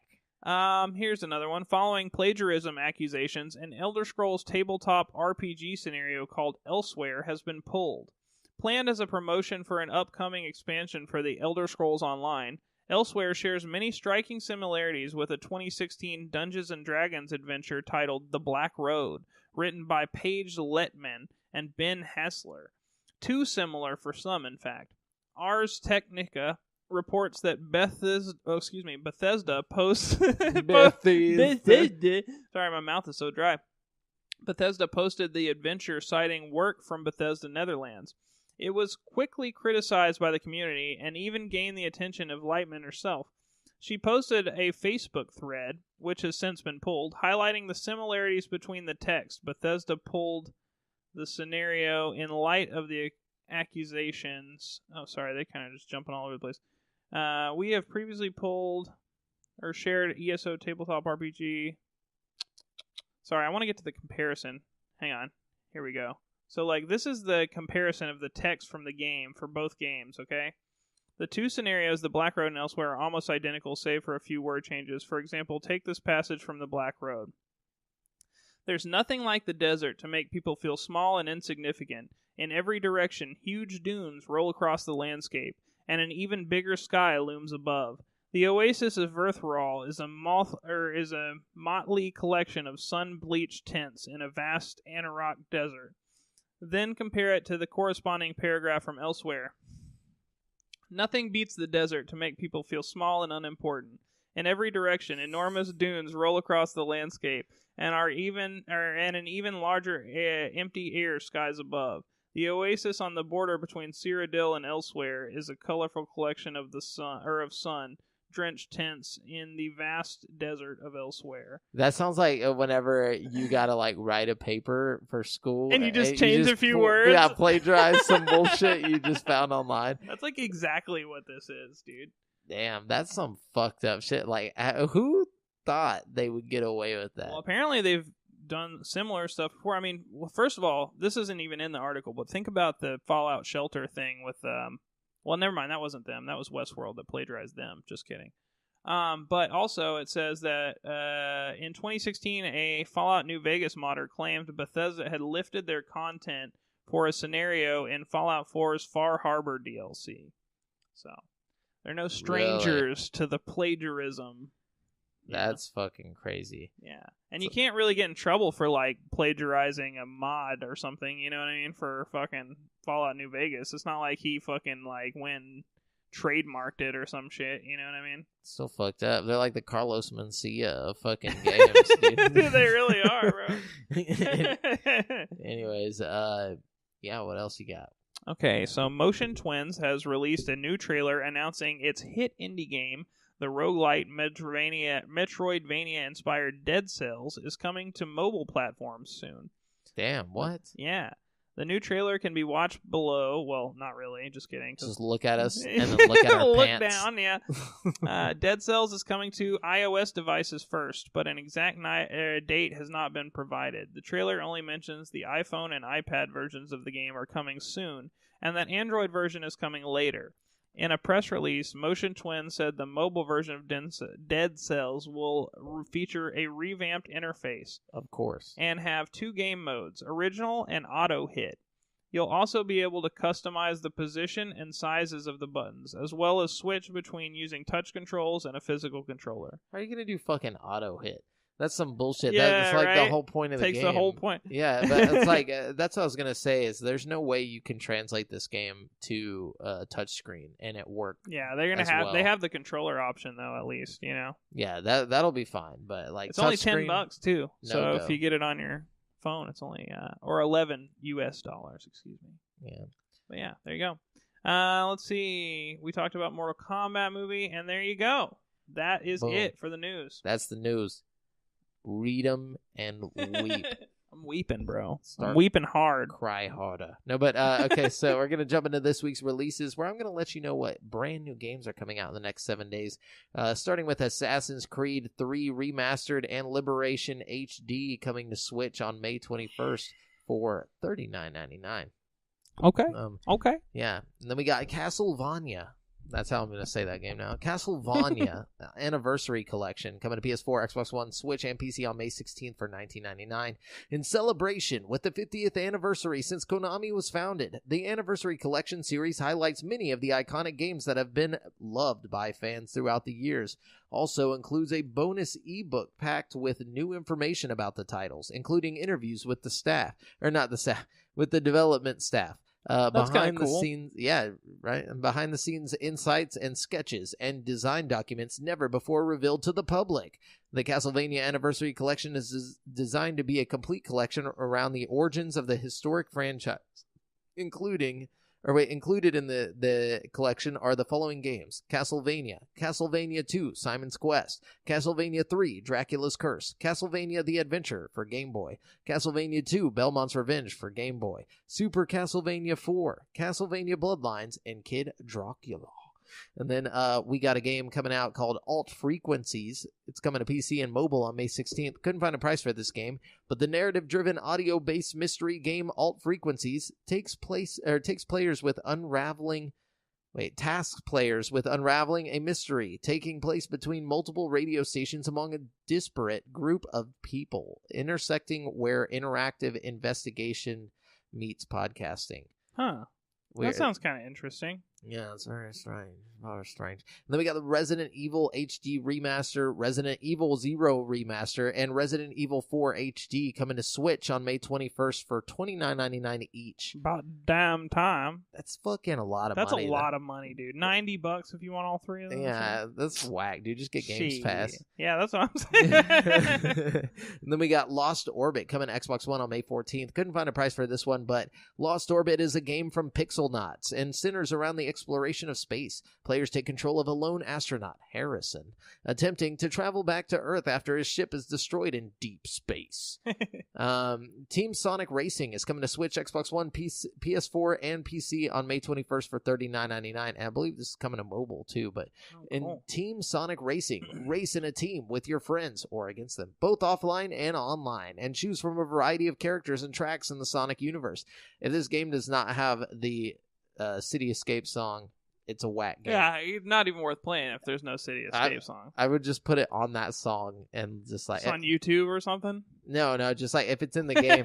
Like, just turn the music off in game and just like play it on the speaker next to you. Exactly. Then we got Observation, PS4 or coming to PS4 and PC on May 21st for $24.99. Set on an Earth orbiting facility. Observation, contemporary sci-fi thriller that sees players take control of Sam, an onboard AI, assisting crew member Dr. Emma Fisher after a mysterious event damages the station and seems to cause the rest of the crew to vanish. That sounds kind of good. Seems interest. Daedalus, The Awakening of Golden Jazz is coming to Switch, PS4, and PC on May 16th for $39.99. In the wake of the death of his grandfather, Saburo Jinguji heads to the United States to uncover the truth in this unique mystery game, an alternate Jake Hunter adventure. What? Okay. And then we got Technosphere Reload coming to PC on May 15th. Couldn't find a price. But Atlas Corporation is digging up crystals in the core of an asteroid in the orbit of Earth. Due to a failure in the asteroid systems, orbit correction was disabled. Only the Technosphere is able to reload the asteroid system and restore the orbit. You have 10 hours to save the Earth from disaster. It's like a puzzle game, I'm guessing. And then we got Neptunia Shooter coming to PC on May 21st. Another game I couldn't find a price for. But the hyper-cute Neptunia series now challenges players to an 8-bit shmup battle.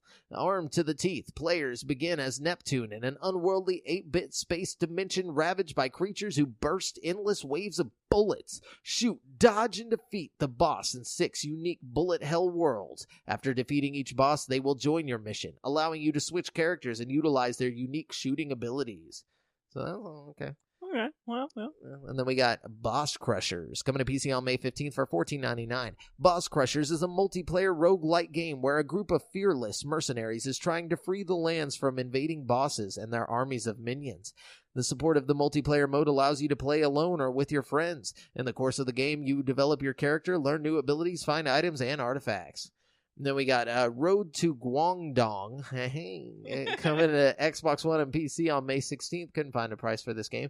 But Road to Guangdong is an exciting new road trip adventure. Join Sunny and Guma on the journey of a lifetime as they travel across China in their aging but beloved family car.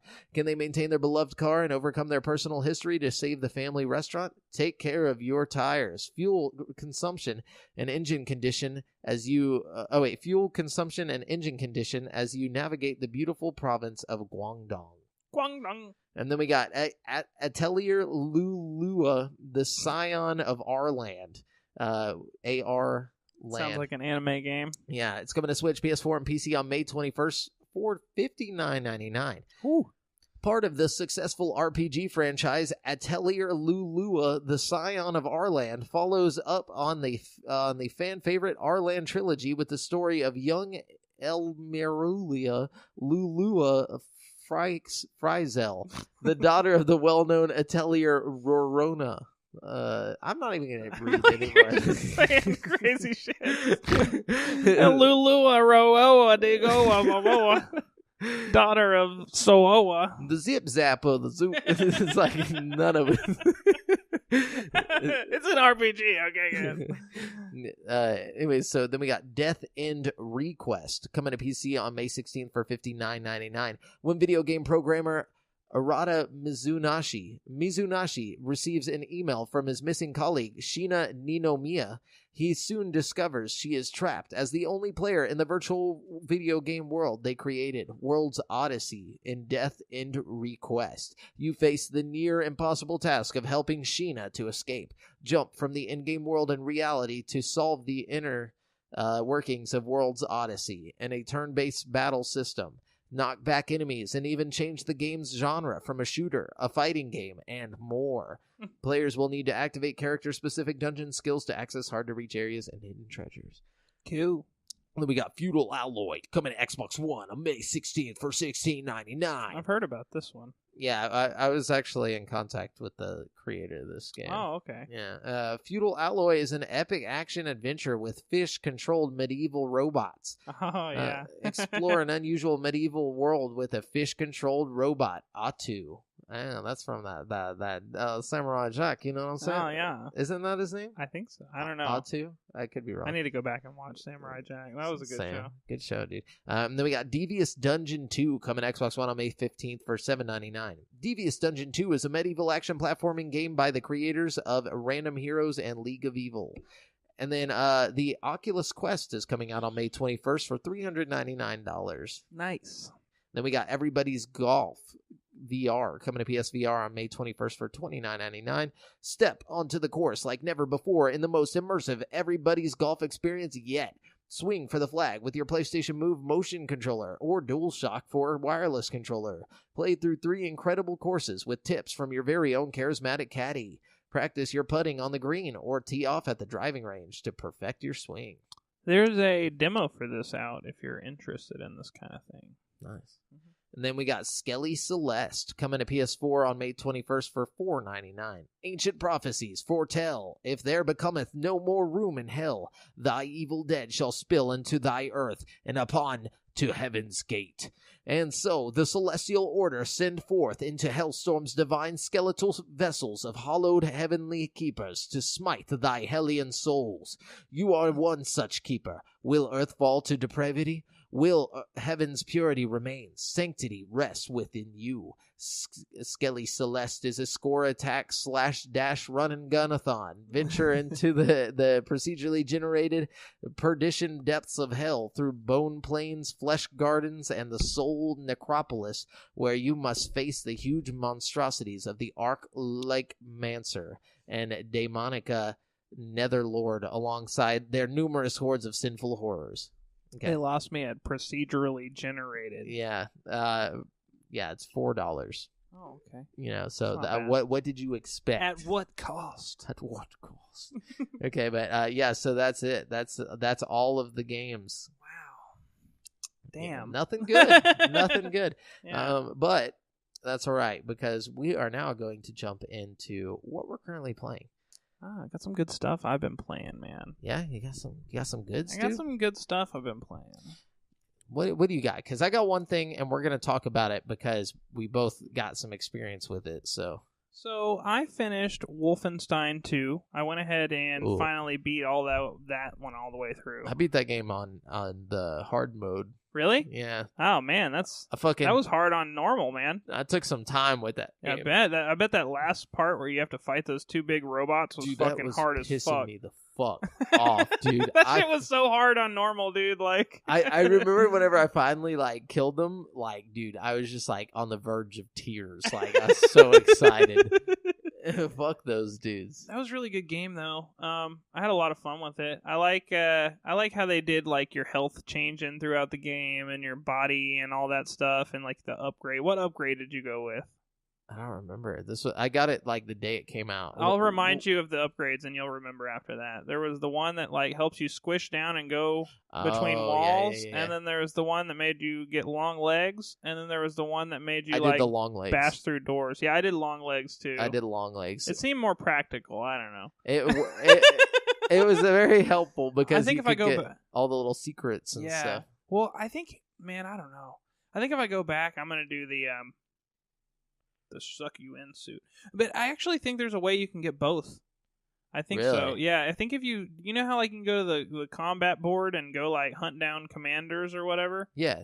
Well, I think if you do enough of that, you'll get another augment to your body or some shit like that. Really? Yeah, I'm not entirely sure because they brought it up they're like, hey, we found one of those body constrictors. All you got to do is go kill this guy. Oh wow! And then I never did it because I was just so ready to get through the game. I was kicking ass, you know. Yeah, I really want to go back and kind of 100% that game. I think that would be fun to do. I want to go back and play through it. Who did you have survive from the first game? I had Fergus from the first game survive. The guy who gets his arm ripped off.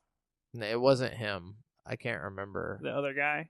There's only 2 choices. No, because it was the good guy and then the guy who was not that one was a bad guy, but one was like more like confident and like, sir. Yeah. I didn't beat the first game. That's why I don't. Yeah.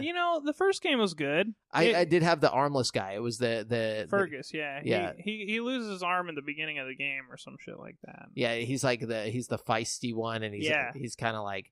That's why I was like, man, I kind of want that guy to live because I respect him. Yeah. I can already tell he's cool. I don't really care about the other dude. I want to go back through and play it with the other guy as my surviving character, though, just for shits. Just to see what happens. Yeah. I don't know. Anyways, I had a good time with it. The graphics were really good. The story was good. I like the parts where, I don't know. You know the one where you're in Louisiana and you're like walking through the street and like there's all the Ku Klux Klan people walking around that was, and shit. One of the coolest like scenes I've ever seen in a game. Well done. Like everything about that was like so perfect. Like whenever you're like getting the milkshake or whatever, or no, he's getting the milkshake. Yeah. Even if you like take your time, like I walked really slow to the milkshake place. Like I went and like looked at everything on the streets. You know, like interacted with people. If you stand in front of the guards for too long, they start to like recognize you. They're like, hey, I know you from somewhere. You know what I mean? Yeah, dude. And like if you like interact with the people on the streets, you can hear like really funny conversations and stuff. I don't know. It's just so well done. Like it was. That's what sets it apart from the first game. Because combat-wise, it's almost exactly the same as the first game. Yeah, the story in the second one was so cool. Like, you feel it. Like, you're part of it, you know? It was powerful, but at the same time, it was really cheesy, but it was like... But it was meant to be, you know? It was like Black Dynamite. Yeah, just exactly. imagine Black Dynamite, but a video game. It was a lot like Black Dynamite. It was a lot of fun. I can't wait for the new one coming out, Youngblood. I think it's going to be excellent. Yeah, and the thing is like, even though it had that Black Dynamite feel to it, you still cared whenever characters were like about to die or something. Yeah, like, absolutely. No, don't kill them. You know, so like you get attached to them. You do. Even like the stupid ones, like Max Haas and shit like that. It was like, yeah, I loved it, and like that twist in the middle of the game. Oh yeah, dude, it fucking blew my mind. That middle twist. I love when you get a good twist in the middle. You know, you always expect one at the end or whatever. You know, I wasn't ready for that either. Me. It was so over the top how they resolved that situation, though. I was like, what the fuck? It was so good, though. I was very pleased with that game. Very good, yeah. And then I went ahead and I played Life is Strange 2, Episode 3. Yeah. Oh, sorry. I just finished that this morning. And I gotta say, man, I had my first, like, real fuck up, like, in Life is Strange 2 today. And I'm so devastated. What do you mean a fuck up? Like, I made a choice that I regret immensely. Oh, okay. You know what I mean? Who'd you kill? A lot of people. God. Well, I don't know who's dead. I know I've got a big chunk of glass hanging out of my eye. And I know that a lot of people are like unconscious. And I know that the girl who I had been working the whole episode to like, you know, like hook up with totally hates me now. And like all this fucked up shit. Well, like, I don't know, man. The Life is Strange 2 is doing such a good job at making me really like question if I made the right decision and stuff, you know, which I think is, you know, essential to a game like that, you know? If you're not, like, sitting here second-guessing your choices and stuff, then it's like, why are you even playing this game? You know what I mean? Yeah. Like, that's the whole point. It's part of the experience, man. You know? The dialogue is really realistic and refreshing, you know what I mean? Like, all the conversations seem like some real conversation you would have, you know? They need, like, an adjust the screen size option, because there's times where there was, like, some stuff that was, like, cut off in, like, my heads-up display kind of thing, you know? And there's no way to fix it. There's no, like, option for that. Couldn't even, like, you Googled it and shit? There's no option? I mean, I didn't Google it. I didn't try too hard. But, like, just from, like, just pausing the game in-game and going into options, there's no way to, like, quickly fix it. That's weird. Which would be nice. There's nudity in this game, which just happened in this episode. Is it? I thought it was rated T. Nah, dude. Definitely. There's some straight titties, bro. Life is titties. Life is titties, dude. This is the first. I mean, like you know, there's like suggestive things in the other two Life is Strange games that are out right now, but there's not like a straight up like sex, you know? Yeah. Which there is now. You know? Oh shit, dude. Yeah. What would you say this one's worth playing if you didn't play through the entire first one? Absolutely. This has nothing to do with the first one. Really? At all? At all. No references to it? I mean, like, they mention Arcadia Bay, which is, like, where the first one takes place. At one point, you even go through Arcadia Bay, but it doesn't there's no like real tie-in there. They don't talk about Chloe and all that bullshit. No. Okay, cool. No, yeah, it has its own story, and honestly, it's more relatable than the story of Chloe. Because I'm not a teenage Max. girl. Yeah, exactly. And you got like brothers and sisters and stuff. Not that I'm like saying it's a bad game. I enjoyed the first one. I just never like completed it because I had to pay for like the different episodes. Man, I gotta say the last 2 chapters of the first one are like where it's fucking at, dude. Like but I mean, I don't know if it's on Games Pass yet. Like, I think it is actually. If all of it's on there, I'm probably gonna jump on there. I could be wrong. I'm not sure. Before the Storm was also really, really good. It's a little different though. It doesn't have like some of the same mechanics and stuff. But dude, Life is Strange 2 is like next level. Like I seriously like have been kind of depressed all day just because I like fucked up so bad at the end there. Like I've been doing so good, dude, and then I made one little stupid decision and I just fucked it all up, dude. And doing good is subjective in this game, so I don't know what that means. Okay, so let me give you the scenario, right? So I'm doing all this shit, right? And you find, the whole point of the game is like you're 2 kids and like you find out your brother has superpowers and like the cops are after you because they think you killed a cop, and so like you're on the run with your little brother who's got superpowers basically. Yeah. And like he's like in this episode he's like rebelling really hardcore and being like basically like the fucking kid from God of War, and he basically befriends this guy in the hobo camp you're in, and he's like the leader of the hobos or whatever. And or actually you're like weed farmers, just kidding, you're at like a weed farming camp. Nice. And you're like growing weed, trimming weed or whatever. And he makes friends with this one guy, and like we get kicked out of the camp and they fire us from the weed farming thing because my little brother's like snooping around in the dude's house. And so the hobo leader guy's like, hey, let's steal the guy's safe. Your brother's got superpowers. We'll just fucking steal the safe with his superpowers and fucking get out of there and be rich and get out. Y'all can go to Mexico or whatever like you wanted to. And at first I'm like, no way, that's fucking stupid. He's gonna get shot, And then they snuck off. Like I went off with the girl that I liked, and we like did it. And like while we're off doing it, they're like, the 2 of them snuck off and they went to the fucking place to go steal the safe without my blessing or whatever. We come out of the tent and we find out they're not there, so we chase them down and we go over there, and like basically we get all the way there, and I'm trying to talk them out of it, and then the guy's like, hey man, just steal the safe with us, you're already here. Like if you just steal the safe with us, we can go and get all this money and you guys just go straight to Mexico from here. And I was like, okay. God. So I went in the house to steal the safe, and like everybody pulled out guns on me, and like they shot the little brother and shit, and like he did his powers and like blew everybody the fuck up, and like now we're all just like in a blown up house, and he's like got a bullet wound. It's not so bad. Yeah, I don't know. It could have been better, I think. And like right before all that shit went down, the girl who I just like did it with was all like, fuck you, and she like slapped me in the face and ran off. So damn, it's pretty, the whole life in shambles. My whole virtual life is just in shambles right now. Life is shambles. Anyways, so what else is that what you've been playing? Yeah, and I'll have to wait another like fucking 4 months or whatever the fuck for the next episode, but God damn. It's ridiculous. Yeah, so I've currently been playing and completed Batman Return to Arkham. Hey, I jumped on it. You played it. Got me stoked about it. Dude, it's so good. It is good, isn't So it? violent. So fucking violent. Like, oh, man, it really is. And they get more and more, like, epic as they go on. I don't know. Yeah, I completed the game. I, like, beat it and everything, and now I started up City. Cool. Once you beat City, let me know. I've got Arkham Knight. You can borrow it. It's really good. Hell yeah. No, and like the thing I like about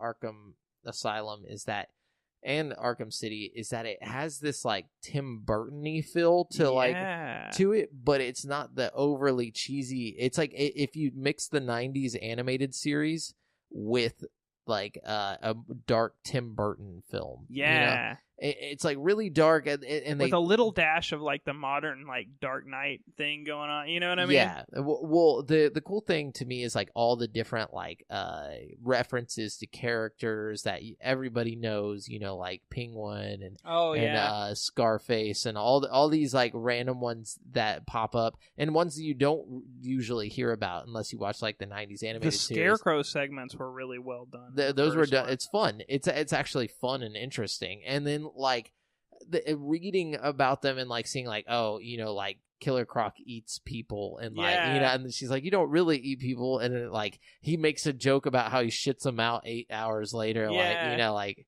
she's like, well, and like how a lot of them are like serial killers. That's another thing. Stuff. I really got into those little tapes. I'm usually not much into that kind of thing, but I listened to every single one that I found. Like I was so into that. Or like the therapist is talking to him or whatever. Yeah, that's so fun. You hear Harley Quinn like get, you know, like manipulated by the Joker. Yeah. And all this stuff. Ooh. And like it's really, really interesting. And like if there's a lot to the game, I think I completed with like 78% or something. Yeah, I didn't really do too much. I kind of was just excited to go to the next one after I beat it, so I just kind of like jumped right on into Arkham City. But while I was playing, I tried to find as many secrets as I could. Like I hit almost every Joker teeth. Yeah, me too.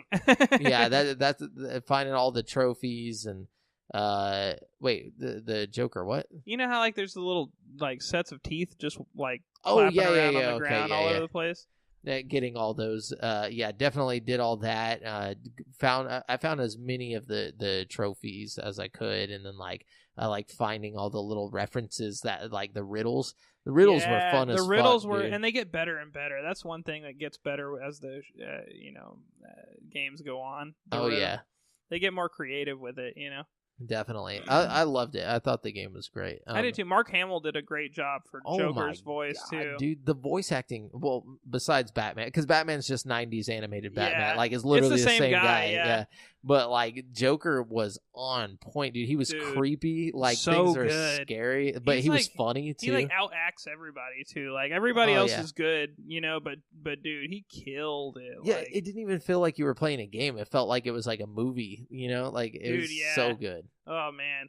But yeah, and like I said, like I just liked how dark it was and how every bad guy wasn't just like, oh, he robbed a bank or whatever. It's like he cut somebody up and threw them into a river, and it's like, that's fucking terrifying. Yeah, like they're in this fucking. There's a reason they're at like maximum security, fucking Arkham, you know, like. And all the bad guy, like all the thugs, are like these jacked like psychopaths. Yeah, you know? Like, I love it. Well, that's the kind of got the Tim Burton thing right there. You know, the like weird, like everybody's like jacked up, kind of. Like I don't know. Yeah, definitely. So good. Super interesting. I'm ready to really get into City. So. Yeah. But yeah, that's what I've been currently playing. Let us know what you guys have been currently playing in the Facebook group at facebook.com/groups/GameSpeak podcast. Let's jump into the topic of the show, Brent. Hey, the meat and potatoes. The meat and potatoes.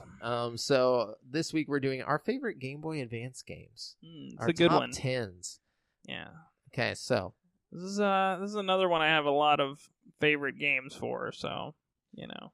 Yeah. It was kind of hard. It was a very, very specific thing for me. Had to leave a few off that probably, you know, if it was a top 15, they definitely would have been on there, you know? Hell yeah. Yeah, I guess you start this week. I started last week. So my number 10 is going to be Mario Golf Advanced Tour. Ooh, golf. Yes. Yeah, I didn't play it because I don't like golf. But I heard it was a lot like the Mario Tennis game where it's an RPG, and so I wish I would have played it. Better in the respect, not better not a better game. Like the Mario Tennis game was more fun to me, I think, but it had better graphics. Like it was kind of like 3D almost. It looked like Tiger Woods PGA Tour, but like with like little fucking Mario, yeah. And it still had that RPG element from like the other games, you know. I don't know. It's such a good game. Cool. My number 10 is Need for Speed Underground 2. Sheet. Yeah, dude, that one I had a lot of fun with on my Game Boy. It's a good game, man. This one's definitely going to be on my list for PSP games, you know? Something magical about taking it on the road, you know what I mean? Well, it's that, and like to me, like seeing the Game Boy Advance have these 3D graphics and stuff was so cool to me for some reason. Same thing about the Mario Golf for me. I think it was that same kind of concept why it was so impressive to me. You know what I mean? Definitely. You know what else really impressed me back in the day when they would put those like Rugrats cartoons or whatever on the cartridge and you could like watch it on the Game Boy Advance? Like the actual like episodes? Yeah, you'd have like whole episodes of TV shows. I was just talking to a friend of mine, Josh, up at the gym, talking to him about that earlier today because I was asking him, I was like, what are your favorite Game Boy Advance games? You know, because like I was just doing a little investigation to kind of pique my memories on it. But anyway, so like he was saying that he had like the SpongeBob, like the pizza delivery episode. Oh, dude. And all that shit. I was like, dude, I miss those days. I Those had are like great. an episode of Drake and Josh or some weird shit on my dude. fucking... That's awesome. So cool. So And my number 9 is going to be Mario Tennis Power Tour. Boom. Yeah, it's a really good one. Really, really good one. Really good. Mario Tennis is just fucking dope on the handheld because it's All just a JRPG basically. It was same thing here. You know, it's a lot like the fucking Game Boy one that came out, but just with better graphics, more fun. You know what I mean? It gave me the same feeling of like playing Pokemon almost. Like, yeah. It's very strange. When how you that finally worked. get to like get up to the top of the club and you like play Mario and stuff, it's Hell like, yeah, oh dude. shit, I'm playing against Mario. My number 9 is Max Payne. I remember getting this on eBay and It's a good like port. It was an amazing port. Like it's a fucking full game. It's impressive how they like changed the camera angle and made it like, you know, top down and Isometric. and it was still good, you know? Dude, like very good. It was fucking awesome. Like something about it, like I'm pretty sure it reviewed well too. I bet. Yeah, I think it was pretty well received critically. Yeah, just imagine the full Max Payne game, but like down on the Game Boy Advance. There was like little things they cut out, like, but you not can have much, you know. The only things they really cut out was like how many people could be on the screen at one time and shit like that. You know, but they had like all the same like story beats and everything.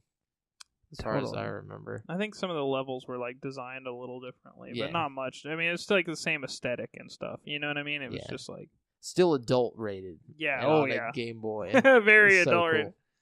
cool. Good one. So my number 8 is Metal Slug Advanced. Nice. Not much to say about this. If you've played any of the Metal Slug games, you know what to expect here. It's just, I mean, it's like the essential Metal Slug experience. You know, hard, fast gameplay, shoot 'em up, tanks, running, gunning. It's a lot of fun. You know, Arcade classic, man. totally. My number 8 is Lord of the Rings: The Third Age. A lot of people don't remember this game for some reason, but and also it didn't review very well. I checked today because I've wondered about that. But The Third Age was really fun to me. It was basically Fire Emblem, but with Lord of the Rings. You know, and whenever I was a kid, like I didn't really care for That Fire sounds Emblem. dope. Yeah, it was like I didn't really care for the characters in Fire Emblem, but I did like at the time I liked the Lord of the Rings video game universe that they had going on. So like playing the Third Age was really neat. It was basically like chess, but you know, like 3D. Whenever they would like walk up on each other and they'd fight, or like you know, if you attack somebody, it would be in 3D. I thought that was dope. Dude, I understand not liking games that weren't critically reviewed well for the Game Boy Advance. It's not on my list, but one of my favorite games that I didn't put on my list for Game Boy Advance was 007 Nightfire. Did you ever play that? An amazing game, dude. That talk about like a 3D experience on the fucking that they maxed it out, dude. It was like a straight up first person shooter with your little D-pad and your A button and stuff. Yeah, I was dude. like, how they do that? They like, had a Medal of Honor on there too. Wow, was it any good? Yeah. No, well, I mean, it was just as good as Nightfire. Yeah. So it's all right. I had my fun with it, man. Me too. So number 7 for me is probably the game that got the most play in my Game Boy Advance for sure. It's Mortal Kombat Deadly Alliance. Oh, dude, Deadly Alliance was a weird Mortal Kombat. It was, but I'll tell you what, it was amazing on the Game Boy Advance. Like, there was a lot of, like, it was on all the consoles, but, like, it was straight console quality on the Game Boy Advance. Like, it had almost every single feature that was on the normal console game. And while it wasn't your most traditional Mortal Kombat game. It was very focused on the weapons. The weapons, yeah.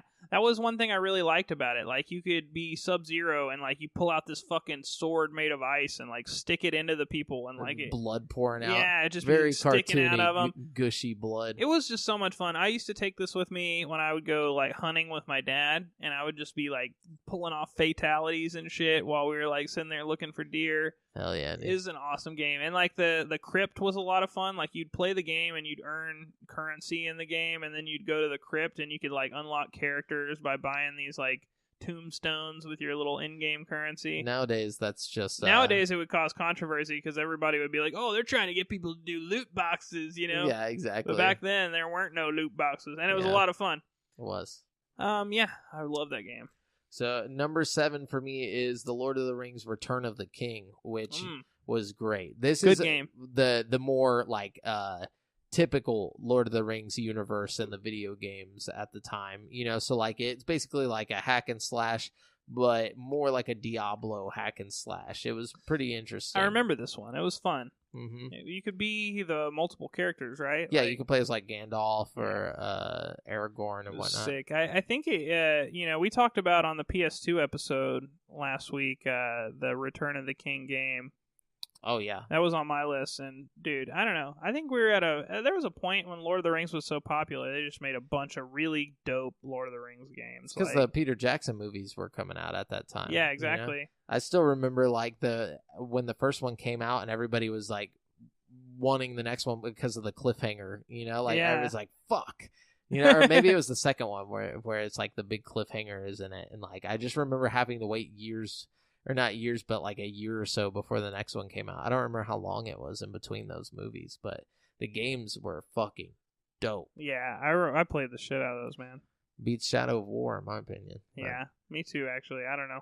Anyways, what you got for number 6? So number 6 for me is, this is kind of a weird one. You're not going to hear this on most people's list. This is Broken Sword, Shadow of the Templars. This is a weird game.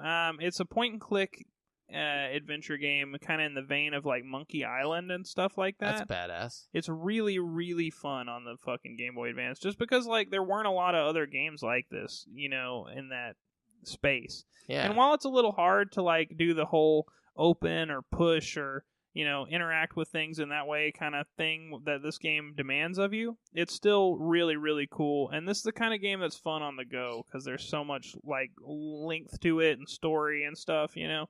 Is a good one to like take on the road with you, you know? Yeah, for sure. That's a good one. Yeah, my number 6 is The Legend of Zelda: The Minish Cap. Oh yeah, man, fucking amazing game. Yeah, there's not much to say to this other than the fact that it was just a really good portable Zelda game. I feel like this is one of the most overlooked Zelda games of all time, and unrightfully so. Do you think it was overlooked? I don't think it was overlooked. I don't think people... I mean, nobody talks about it. When people are talking about great Zelda games, nobody ever brings up the Minish Cap. You know what I mean? I think people just forgot. You know, I think it was so too. long ago, and it's stuck. It's stuck on that console. You know, like unless you want to like find a fucking ROM of it somewhere. It's such a good game, though, man. It's just really good. Like the whole shrinking down and going through the world, like shrunk down. Like I don't know. It was such a cool gameplay element. You know what I mean? Yeah, I don't know. I really got a kick out of it. It was definitely awesome. What do you got for number 5? Number 5 is another one I played a whole lot as a kid. The F-Zero Maximum Velocity. Dude, I played a shit ton of that game. It was so fucking good. It was hard as fuck. Like, you know, it's F-Zero, so everything's going super fucking fast. I found out a lot about F-Zero, though, through this game, and, like, my love for it. And, like, the fact that, like, there's only a few characters in the game that I'm good with. You know what I mean? You gotta get the extra slow ones that have, like, high turning, you know what I mean? Yeah. And I'll win it every time. I'll win it every time. That's awesome. No, that's a great game. My number 5 is a game that probably no one remembers at all, and it'll be on another list of mine later, but Kill Switch. So this game was a direct port of the Xbox Kill Switch, and it might have been on PS2 as well. I don't remember, but basically it was the prototype for Gears of War, like the way that you like hide behind stuff and then like you can like jump and like roll out and like and you could do this on the Game Boy and shit? yeah, it was completely cover based. Like the entire game's a cover based game. So like you got to hide behind stuff. It's the third person shooter. I don't remember that at all. I'm gonna have to look this up. Oh yeah, dude, it's great. And like the full game is just crazy. I don't remember beating it all the way on Game Boy Advance, but on the other console that we'll talk about later, I'd definitely beat it all the way. But anyways, I really enjoyed it on my Game Boy Advance. So cool. So my number 4 is The Legend of Zelda Minish Cap. Nice. Yeah. Nice. Okay. Yeah. There we go. So we've already talked about that. Yeah. Number 4 for me is Pokemon Emerald. That's a good one. Yeah, it's just a combination of Ruby and Sapphire, or not a combination, but the next. It's like yellow platinum. to the exactly. So, but it was great. It was kind of weird because I had strayed away from playing Pokemon games for a while, and then I remember it was probably a couple years, and then I remember getting Emerald for the Game Boy Advance, and I was like, I'll give it another go. And it just like reinvigorated my love for Pokemon. Oh yeah, man, that was such a good game. Oh, dude, loved it. I think it was like 2007, so I was probably like 13. Well, not to mention like Ruby and Sapphire themselves introduced so much into the like world of Pokemon. You know, like IVs, EVs. You know, like fucking stats and shit, like just things that weren't in the like meta game. Yeah, there's a lot of like little details that were added with that game. You know what I mean? Definitely. So my number 3 is going to be Kirby's Nightmare in Dreamland. Ooh. Now they had another original game for Game Boy Advance called The Amazing Mirror. Nightmare in Dreamland is actually a remake of the SNES Nightmare in Dreamland. You know, the one that's on... Is it really? Yeah, it's more colorful, it's got more mini games, but it's essentially the same game. Oh, that's badass. Yeah, it's really, really, really well done. Like, it's amazing. It's got 4-player co-op, it's got unlockable characters. What the fuck? Yeah, it's really good. But they also had another one called The Amazing Mirror, which was almost as good. I recommend it to anybody who's a Kirby fan. Amazing Mirror on Game Boy Advance. But Nightmare in Dreamland takes the cake for me. Yeah, if I had to pick one, it's going to be Nightmare in Dreamland. I want to go back and play that. You really should. It's so good, man. If you like the SNES one, it's just basically the same game, same level design and stuff. There's just like new mini games and powers. It's so tight, dude. Nice. Okay. My number 3 is Driver 2 Advance. Oh man, I forgot about Driver 2, dude. Yeah, that was such a good game. Oh, dude, it was. It Fuck was amazing. Grand Theft Auto for your Game Boy Advance, man. Driver 2 was as close as you're gonna get to Grand Theft Auto 3 on the Game Boy Advance. That shit was so tight, dude. You could get out of your car. You could. Ooh, that was so tight. Do whatever, and it had a pretty good story too. Like a lot of my games are just like the ports of 3D games down to this like portable low low powered console. Like that shit was so cool. I still go and look up games that like shouldn't have been able to be on the Game Boy, and it's kind of amazing some of the stuff they did with the Game Boy Advance if you think about it, dude. It's like technical like marvels in my opinion. Like if you think about it, they could have done a lot of that. Like the Game Boy Advance really isn't much more powerful than like an NES or an SNES. You know what I mean? And it's like definitely more powerful than an NES. It's gotta be close to like right behind an N64 somewhere. You think? Yeah, I think it's like right behind a DS. You know? Yeah, definitely. Yeah, but still, it's like mind blowing. You know, like can you imagine if they would have put it on like the DS? Fucking blew my mind. Oh That's yeah, gonna dude, be I a can't good wait episode, for that man. list, dude. Yeah. There's a lot of DS games, man. That's gonna be a hard one. Hell yeah. So, what's your number 3? No, it's your number 3. I just did Driver. Oh, my bad. My number 2, I mean. So, number 2 for me is Fire Emblem. Oh, just straight up Fire Emblem. I had Fire Emblem on my list, but I kicked it off for Third Age. Dude, just because it was better, in my opinion. My thing about Fire Emblem is, like, like a few years ago, I had a like hacked phone, and I had like a emulator on my phone with like ROMs. Oh yeah, dude. And I played Fire Emblem like every day, like religiously. Like I was so into that fucking game, and it's just such a fun game. Like it's really addictive. The consequences for your actions and stuff. And this is America's first real taste of Fire Emblem, barring, Super Smash Bros. Brothers. Yeah. So, I mean, I don't know. It's just such a good game, and it's so fun. That permadeath. I love it. Yeah, definitely. Number 2 for me is Metroid Fusion, which I bought whenever I got a Game Boy Advance SP, actually, because it had the backlight. I remember getting Metroid Fusion from Walmart, and it's amazing. It's like whenever people talk about like, oh, Metroidvania, I think they're referring to Fusion, like, because Fusion was just like next level. Yeah, of course. See, I never really played Fusion. I need to go back. So good.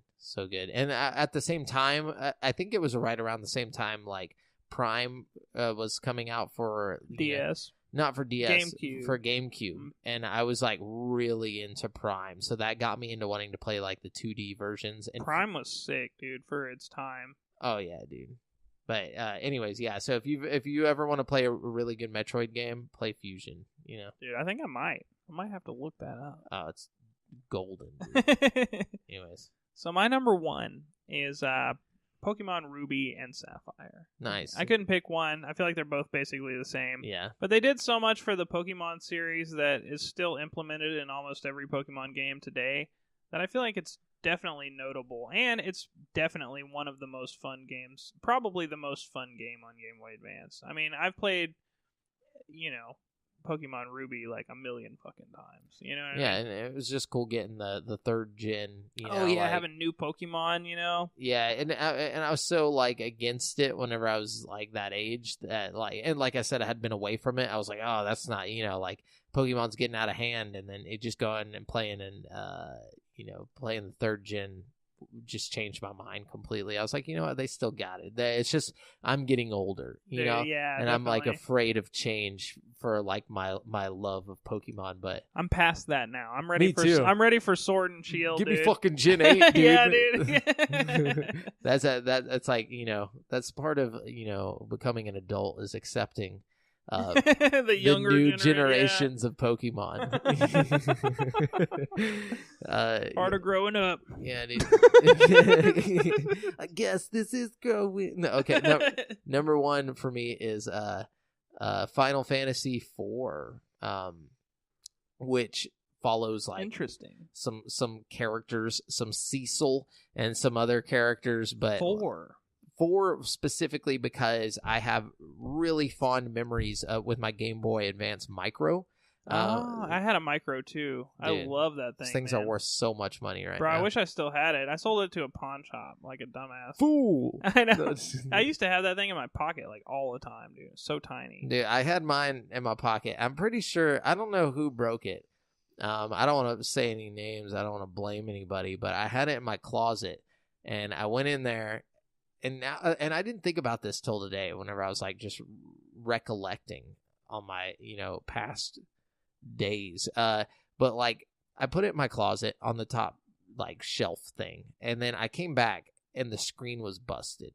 Like I figured it had like something had bumped into it or something. But like when the screen's busted, I mean like how like on a plasma screen, if you press down on it, like it shoots like color everywhere and like blue. It was like that. It was like fucked. Oh. But anyways, yeah. Damn. I think somebody fucked it up and then like put it back up there. Yeah. And I was like, God damn it. I used to have like face plates for mine and shit, Me dude. too, I dude. changed it. Oh, dude, it was so fucking fly, dude. It was super fly. And it was like the coolest thing to have. And they were only like hot for a second. Like they came out right at the end of the Game Boy Advance. Like I think they came out after the Game Boy. Yeah, it was after the DS was already out. Yeah, but because I had a PSP around the same time, I remember. Me too. Yeah. But anyways, yeah. So I have really fond memories of like being in my apartment bedroom as a kid, just playing the shit out of Final Fantasy IV. The first time I ever really got into a Final Fantasy game.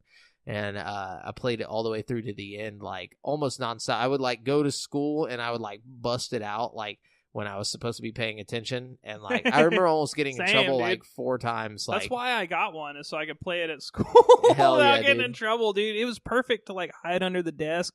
you get caught, you just like wrap your hand around it, and it was just gone. You know what I mean? Like, it's straight up. Oh man, I missed it, or I missed playing that. But great. It had game. the best backlight too out of all the Game Boy models. I think. Yeah, sure. definitely. So nice.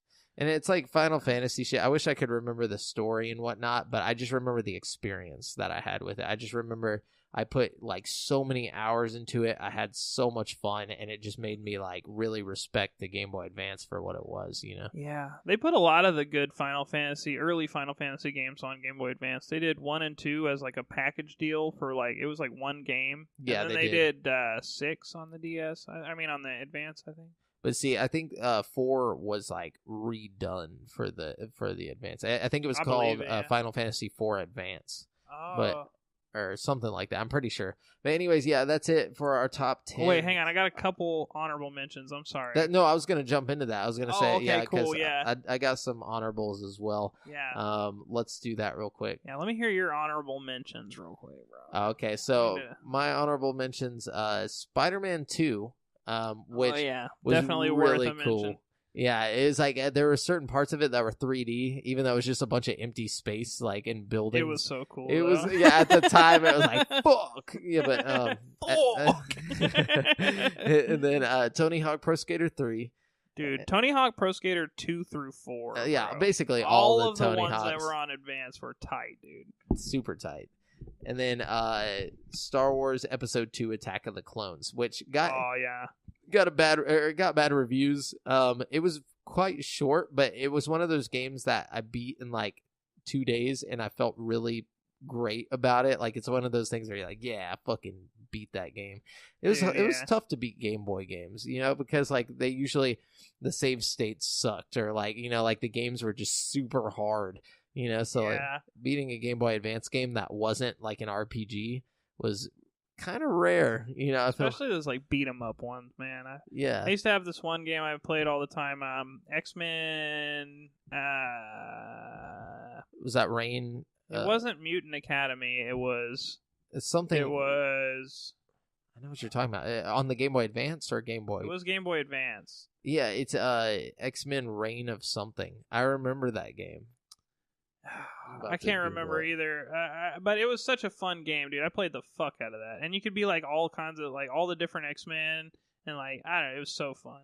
Reign of Apocalypse. Yes, dude. I knew it. Okay, such a good game, dude. I remember playing that at swim meets. Oh yeah, dude. That's the only reason I remember that is because we had our little pile of games that we would all just fucking play with, and you brought Reign of I just forgot it again, but Apocalypse. Anyways, Reign of Apocalypse. Great game. Yeah, that was a good game, man.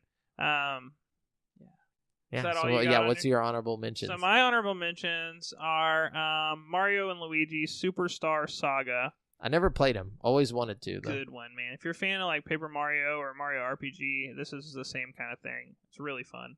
Cool. Final Fantasy Tactics Advanced. I've heard. Fucking good game. It's just like Fire Emblem. I didn't put it on there because I didn't want my whole list to just be like tactic games. Yeah. WarioWare Twisted. Which was cool. It came with this like attachment, like a gyroscope thing you hooked into your fucking Game Boy. That. It was like the first, well, not the first. No, because Kirby had one too. Yeah. And Pokemon. Well, I mean, like it was the first like WarioWare game that was like, you know, with your handheld and you're like moving the handheld around. Yeah, you know, like the DS ones, like in the future were like crazy as fuck. It was the first game that was kind of like that. You know? I don't know. It was good. Super good game. Yeah. Yoshi's Island remake was great. Oh, no. No? No, I didn't like it. Why not? It's the same game with better graphics. No, it was bad. No, it wasn't. It was totally bad, dude. I remember getting it, and like the music was off. Everything just maybe it's just because I put so much time into the original that like I had this like. I mean, it's the same game. It's not, dude. It's not. Absolutely not the same game. I'm about to Google this. I have to agree to disagree on that. Hold on. Yoshi's Island. Let's see what the reviews are on this, because I don't know. That's for the Game Boy? Game Boy Advance, yeah. Well, obviously we're on the Game Boy. I think on the Game Boy Advance it's actually called like Mario World Advance 2 or something like that. Maybe I'm thinking of I'm thinking of the DS one. Okay, never mind. My bad. I'm thinking. Yeah, I was about to say because it's like a direct port from this. Okay, that's one of the reasons why I didn't put it on the list because it's so much like the other one. You know what I mean? I just remember getting it's the DS one that was bad. But I know there was one handheld one that was like a version of the original game, and it was trash, dude. Remind me not to play the DS one. Oh, yeah, sorry, my bad. No, Continue. you're good. Mario Kart Super Circuit, fun game. It's super good. And Zelda: A Link to the Past remake, which was tight. Wow. It was like, you know how they did Pokemon Fire Red and Leaf Green? Yeah. They did the same kind of animation and did a Link to the Past remake back in the day. I like how they're about to do that again. I know. I'm okay with the that. Second they remake. can just remake it every time they get the technology to make it dope as fuck. Yeah. Hell yeah, dude. Link to the Past VR. And of course, the Mario games. You just like all the traditional platforming Mario games were pretty good on Game Boy Advance. Yeah. Of course, yeah. Good ports. Yeah. And there you go. That's my honorable mentions. Damn, I like that. I don't know. We don't have any questions today, do we? Let me check. Let me check the old FB real quick.